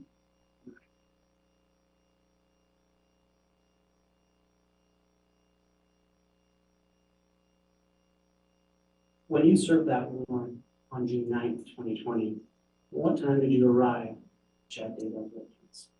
Roughly about 7 in the morning. Your Honor, I'm going to ask that the witness be handed State's Exhibit 10A.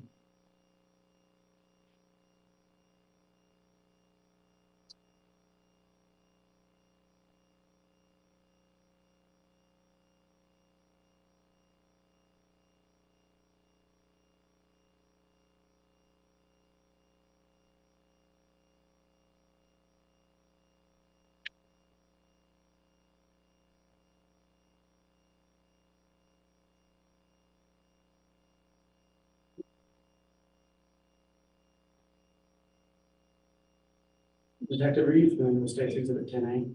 Yes, I am. What does it want to be? It's a aerial image taken from Google Earth of the defendant Daybell's property. So, do you know who prepared that image? I did. Right. But you didn't take the picture No. because it's a satellite photo, correct? Correct. Have you been, I believe you testified you have been to Chad Daybell's residence. Yes. Have you walked around the grounds of Chad Daybell's residence? Yes. And have you been inside his home? I have. Are you familiar with the landmarks of that residence in the yard? Yes, I am. And are you familiar with, you're familiar with the general layout of the yard and what's located in it? That's correct. And is this image an accurate representation of Chad Daybell's residence? Yes. Your Honor, for demonstrative purposes only, the state moves to admit Exhibit 10A. Any objection? Objection, one urinated objection. Right. Officer, approximately how much property are we talking about? I couldn't tell you the amount of property. And the prosecuting attorney mentioned the yard. Now, I believe the yard usually means where there's grass. So you're familiar with what's on the grass, is that right? I'm not sure I understand your question. Well, and I'll represent to you that there's about 4.5 acres out there. Does that sound close to me? Okay. Okay. And I'll represent to you that there's an area that's known as the yard, that's a lawn area, that you would mow with a lawnmower. Are you following me? Yes. Your Honor, this is testimonial.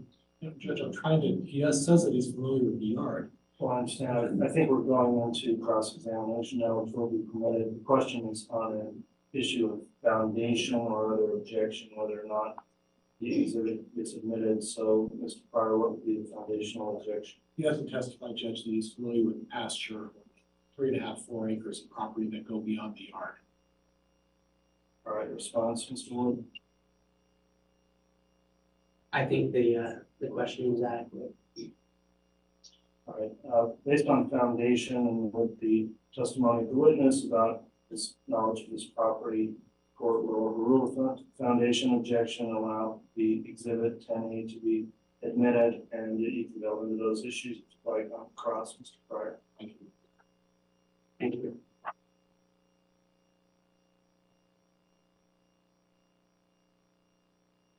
Your Honor, I'll publish that shortly. Detective, so you testified that you executed a search warrant on June 9th, 2020. Correct. What time of the day did you arrive at Chad Daybell's residence? Roughly 7 in the morning. And was it only the Rexburg Police or were there other agencies involved?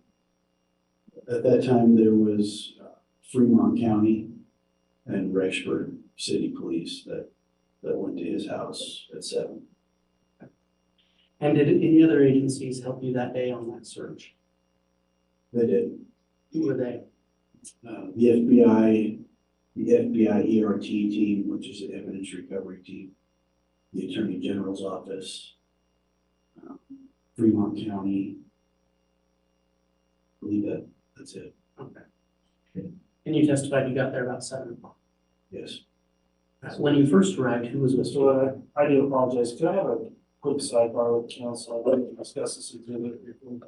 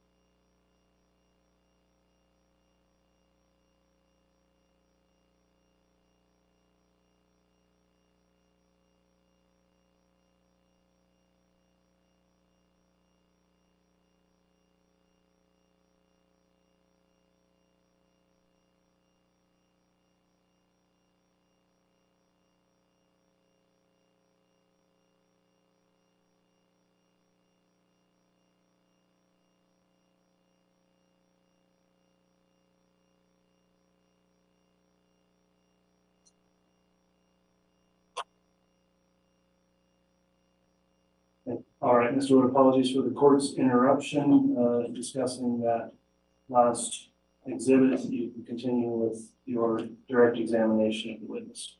Your Honor, could I have the court reporter read back the last question I asked? It's kind of a half question. When you first arrived, who was, the question before that was, and you testified you got there about 7 o'clock, answer yes. That's right, thank you. May I proceed? Yes. Detective, when you arrived around 7 o'clock, who was with you at that time? There was myself, Lieutenant Ron Ball at the time, Detective Kai Kamani, and Detective Bruce Mattingly, and also Detective Dave Stubbs. All right, so can you go back through those individuals and say where they, who they were employed by real quick? Lieutenant Ron Ball with Rexburg Police, Detective Stubbs is also with Rexburg Police. Detective Kai Kamani and Mattingly are both with Fremont County Sheriff's Office.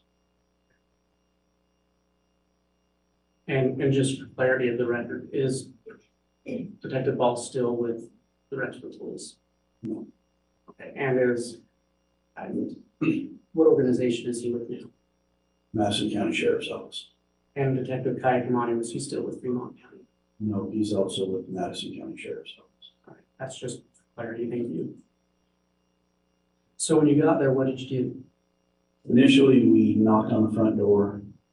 We made contact with Mark Daybell, who's the defendant Daybell's son. He answered the door. He was eating a bowl of cereal. It was early in the morning. We informed Mark of why we were there and that we needed to speak with his dad. He stated his dad was still asleep, and we showed him a copy of the warrant, and he proceeded to let us in and show us where his father was. And did you make contact with Mr. Daybell that morning? We did. He showed us that he was sleeping in bedroom above a loft, above the garage. So we walked up the stairs, just a few of us. Detective Kai Kamani and Maddie, we stayed back. We informed Chad that we were there and needed to speak with him. He was still asleep. He asked if we could get some clothes on. We allowed him to do that and came downstairs with us. And did you provide a copy of the warrant to Mr. Daybell? We did. And what happened next? Mr. Daybell asked to speak with his attorney. We were standing in the kitchen area. He had a seat in the kitchen. And his attorney at the time was Mark Means. So we allowed him to speak with his attorney. At that time, Mr. Means wanted to speak with one of the investigators. Judge, I'm going to object at this point. That's fine, Your Honor, we'll stop there. Very well. After Mr. Daybell spoke with his attorney, what was the next step in your portion of the investigation? I allowed Mr. Daybell to sit in the front room. He sat on his recliner closest to the door. His children sat on the couch in the same room. I gave Mr. Daybell a copy of the warrant, and he read through the search warrant while sitting in his recliner. He asked if he needed to leave the residence while we conducted business. We informed Mr. Daybell he didn't need to leave the residence, but if he chose to stay, he would be accompanied by an officer just for safety purposes. After you had that conversation, what did you do? Mr. Daybell asked if he could make a phone call, and at that point he was allowed to go outside and make a phone call. And where did you go? I went outside with him. And what did you do after that? Mr. Daybell wanted to sit in the vehicle that was parked backed in on the west side of the house. There's a west driveway. So I allowed him to sit inside the vehicle, windows rolled up, and make a phone call. I stood in the grass area close to the vehicle. At this time, Your Honor, I'm going to ask to publish State's Exhibit 10A. You may.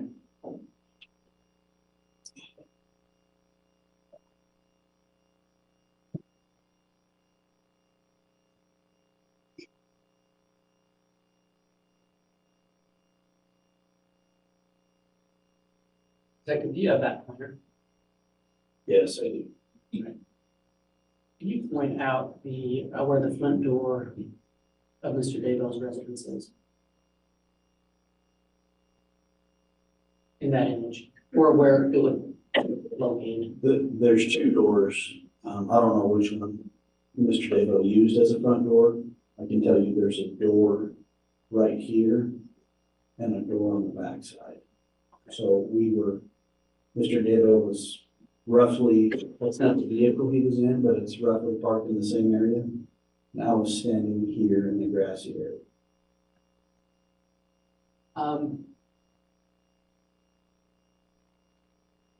Earlier, there was some talk about the yard or the grassy area. Can you just outline for the jury where, I'm gonna call it the grass area of the yard, is located on that image?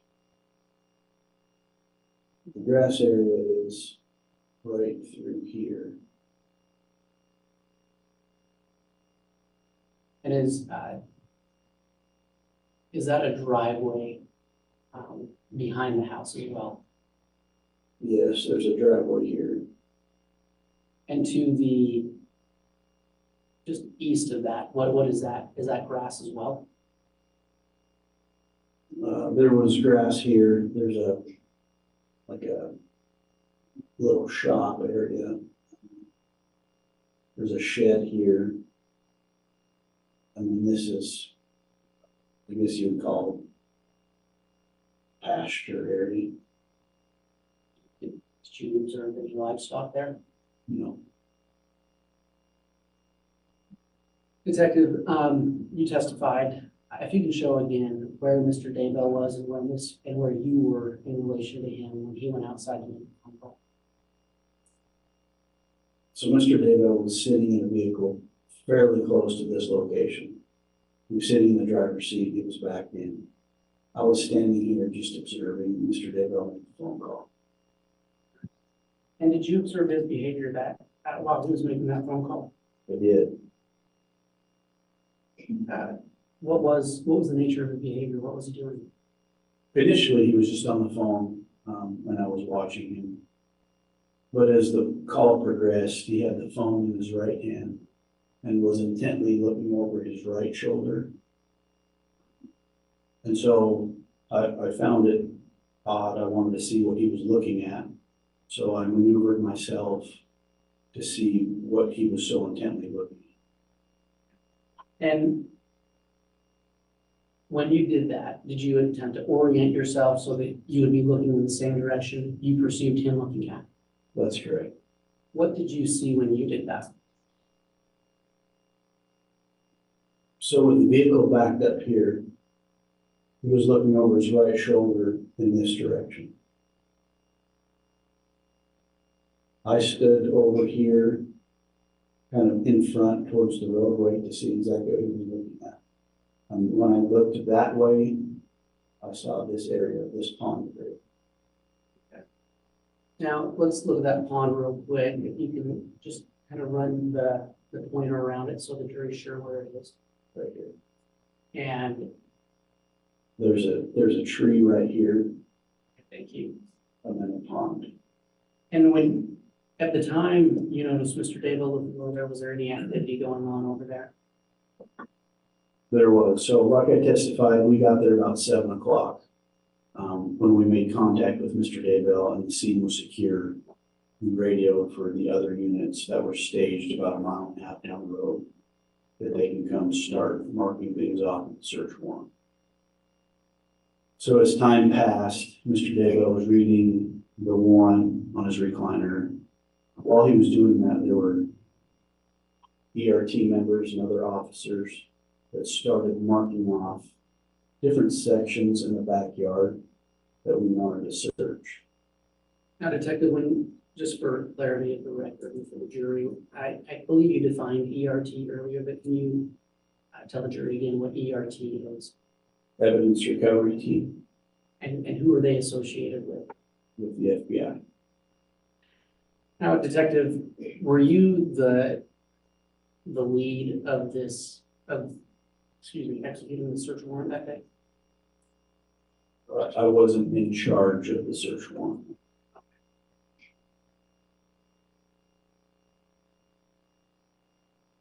So, kind of just for clarity again, what did you see when you looked in the direction you thought Mr. Daybell was looking at?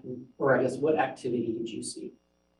There were some ERT members marking off a section under this tree, right next to on the east side of the pond area, so right in this general location.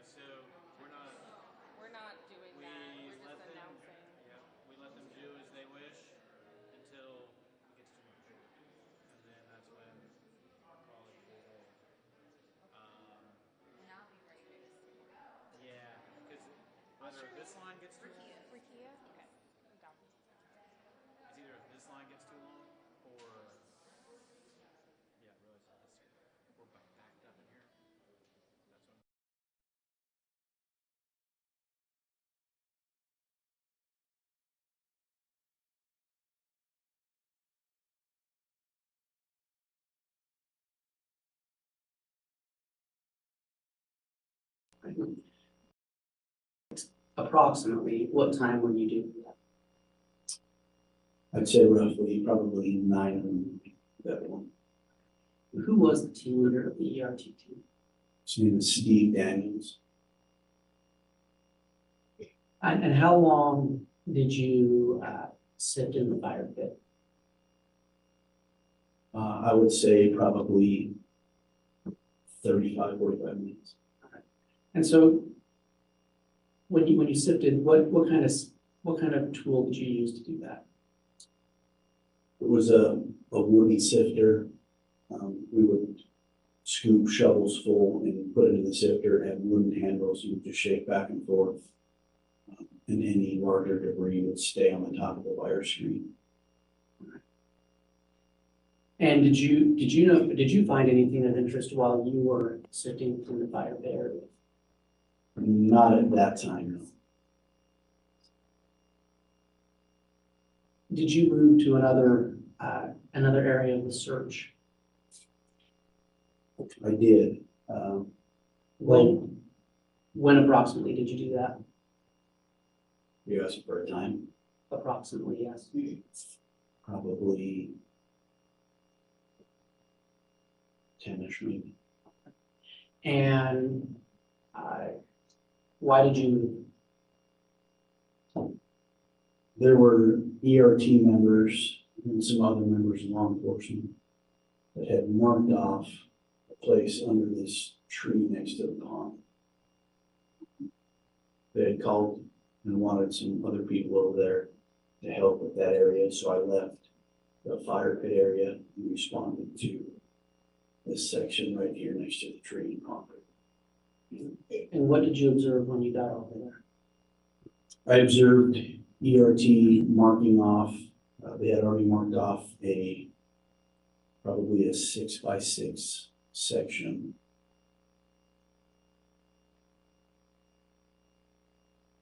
The best way I can describe it is there was taller shrubs in the middle of the 6x6 section. It looked like there was just a little bit of grass, probably the length of sod, and some dirt protruding through the grass, but there were no taller shrubs like on the outside of the section. What happened next? the ERT team began excavating that site.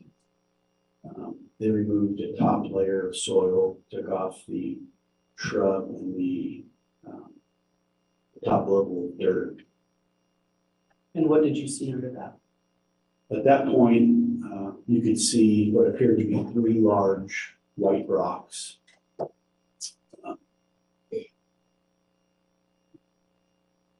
And as soon as they did that, we could start to smell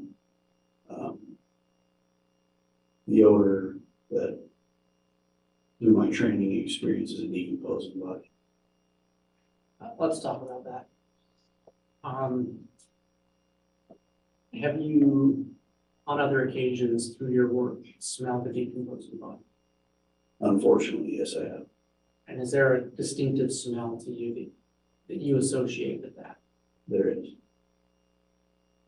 And it's your testimony that as that first layer of ground was lifted off, you began to smell that. That's correct. What did you observe next? After they slowly and methodically dug around the white rocks, they were removed. ERT took pictures and measurements. They continued to dig down. Right below the layer of rocks were 2 pieces of thin wood paneling. Just right below the rocks. Were you still able to smell that smell you had described? Yes, as they dug down, it got stronger. Were those boards removed? They were. What did you observe after that?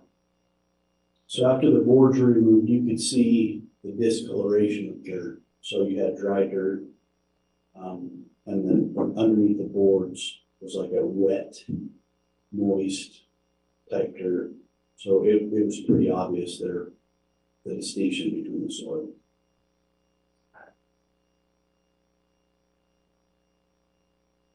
Then what happened?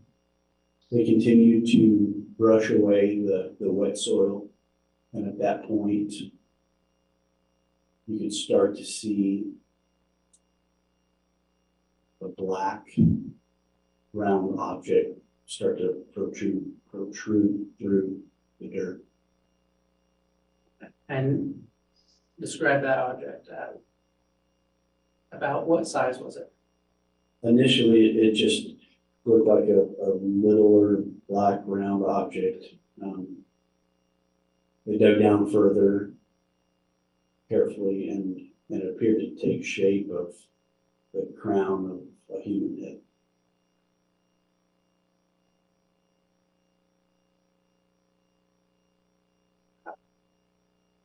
What did you do after that, or what did you observe once that was uncovered? So once the black round object was uncovered, at that point, the ERT team leader, Steve Daniels, got a small, sharp instrument and made a slit in the black plastic. He kind of opened that up just a little bit, not to damage or manipulate any of the evidence. But underneath the black plastic was another white layer of plastic. So he used that same instrument and got a slit down the white plastic and kind of opened it up. And at that point, it looked to be brown human hair.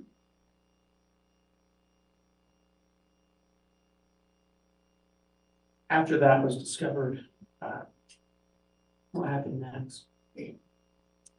As soon as that was discovered, we received information on the radio that the defendant Daybell was leaving his daughter's residence, which was catty corner to his residence, at a high rate of speed. And at that point, Mr. Daybell was pulled over and subsequently placed in custody.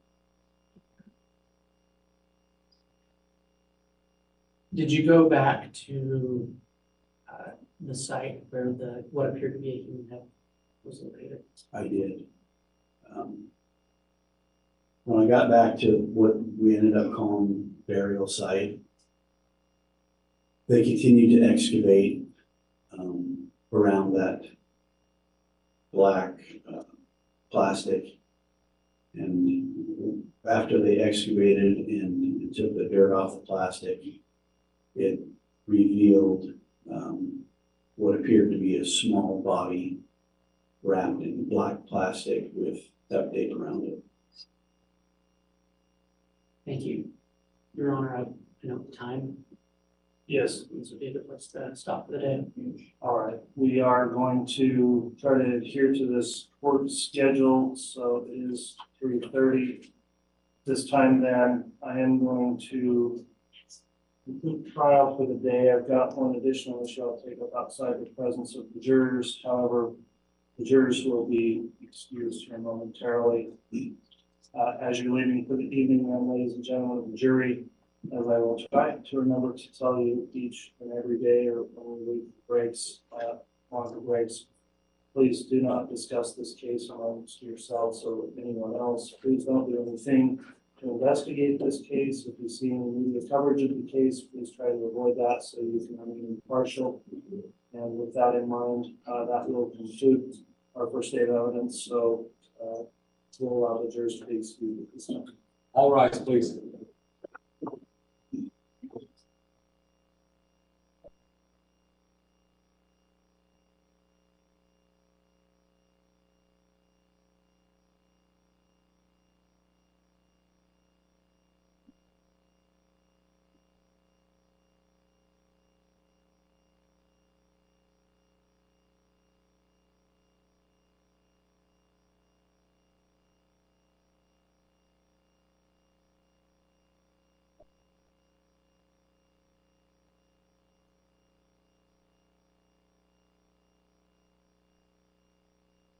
Thank you. Please be seated.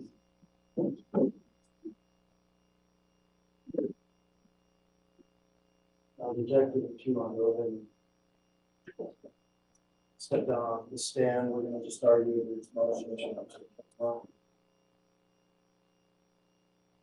Counsel, this isn't necessarily a motion, it's just what I want to get on the record in terms of stipulated evidence the parties have agreed to. I'll note that back on February 27th, the court received a pleading stipulation on introduction of specific evidence. The list contains 74 separate items the parties have determined will be admitted at trial by stipulation.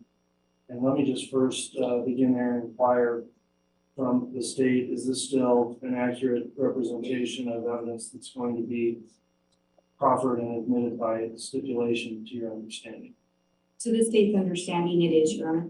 Okay, and Mr. Pryor, you did review that before it was filed. You signed as well. Is it still your understanding that those listed items on the pleading are not going to be objected to if offered by the defense? And by the state judge, that's correct, yes. Very well. All right, so counsel, I am going to then indicate on the record that those particular items of evidence are to be admitted by stipulation. The one thing in keeping our record straight is that those are listed out in a 1 through 74 listing, but those do not correspond with the evidence markings in the case. In other words, those are not the exhibit numbers or letters that will be admitted in trial. So I'll keep the list running, but each one of those, of course, needs to be independently marked and admitted with independent trial stickers so the exhibits are kept straight in the record. And our clerk will assist with that as they come in, but I assume all of those are going to be pre-marked and admitted. And if you wish to reference them on the pleading throughout the trial, you can do that, but we need to make clear that all those exhibits are not. In other words, the pleading does not correspond to the actual exhibit numbers on the trial. Is that the state's understanding? Yes, Your Honor. And maybe if I may ask for some clarification from the court. Yes.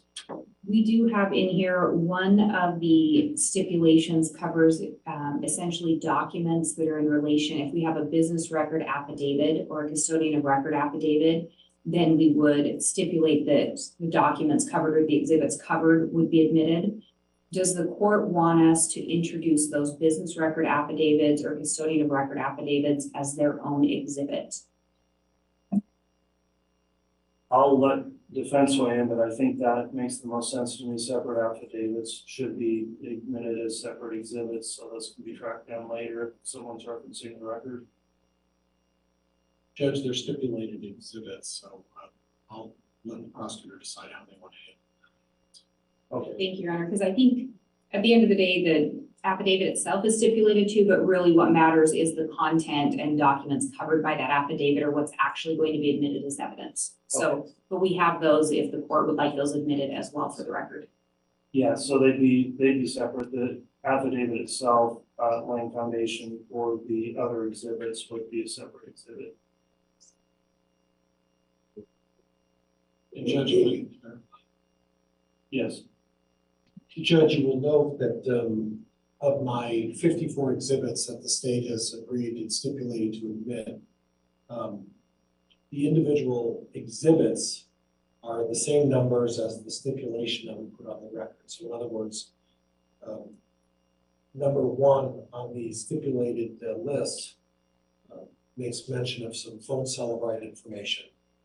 The actual exhibit itself is the same number that I'm offering. It just happens to be the contents within that phone celebrate. So my numbers match up corresponding to the stipulation that the court has exactly. And I did that for ease of convenience for everyone, Judge. Okay, and if they do match, we'll just reference that. If they don't, I guess the point is the stipulation itself is not any kind of controlling document as to what the exhibits actually will be marked as in the record. So we'll mark each one as it comes in on the record and make clear that this is simply a reference, basically. If they correspond, they do. If not, clarify that, and it should be admitted in terms they're offered as your evidence is introduced. So that will conclude then my concerns on stipulated evidence. Is there anything else we need to bring up this afternoon before we break for the day from the state?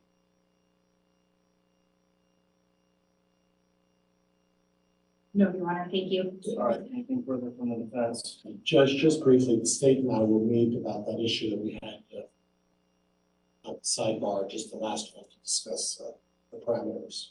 Okay, I would suggest, counsel, we'll want to start with further testimony at 8:30. So if parties want to be available at 8 tomorrow morning, we can take up any matters outside the jury's presence before we get the jurors back in the courtroom tomorrow morning. So that'll be our schedule for tomorrow.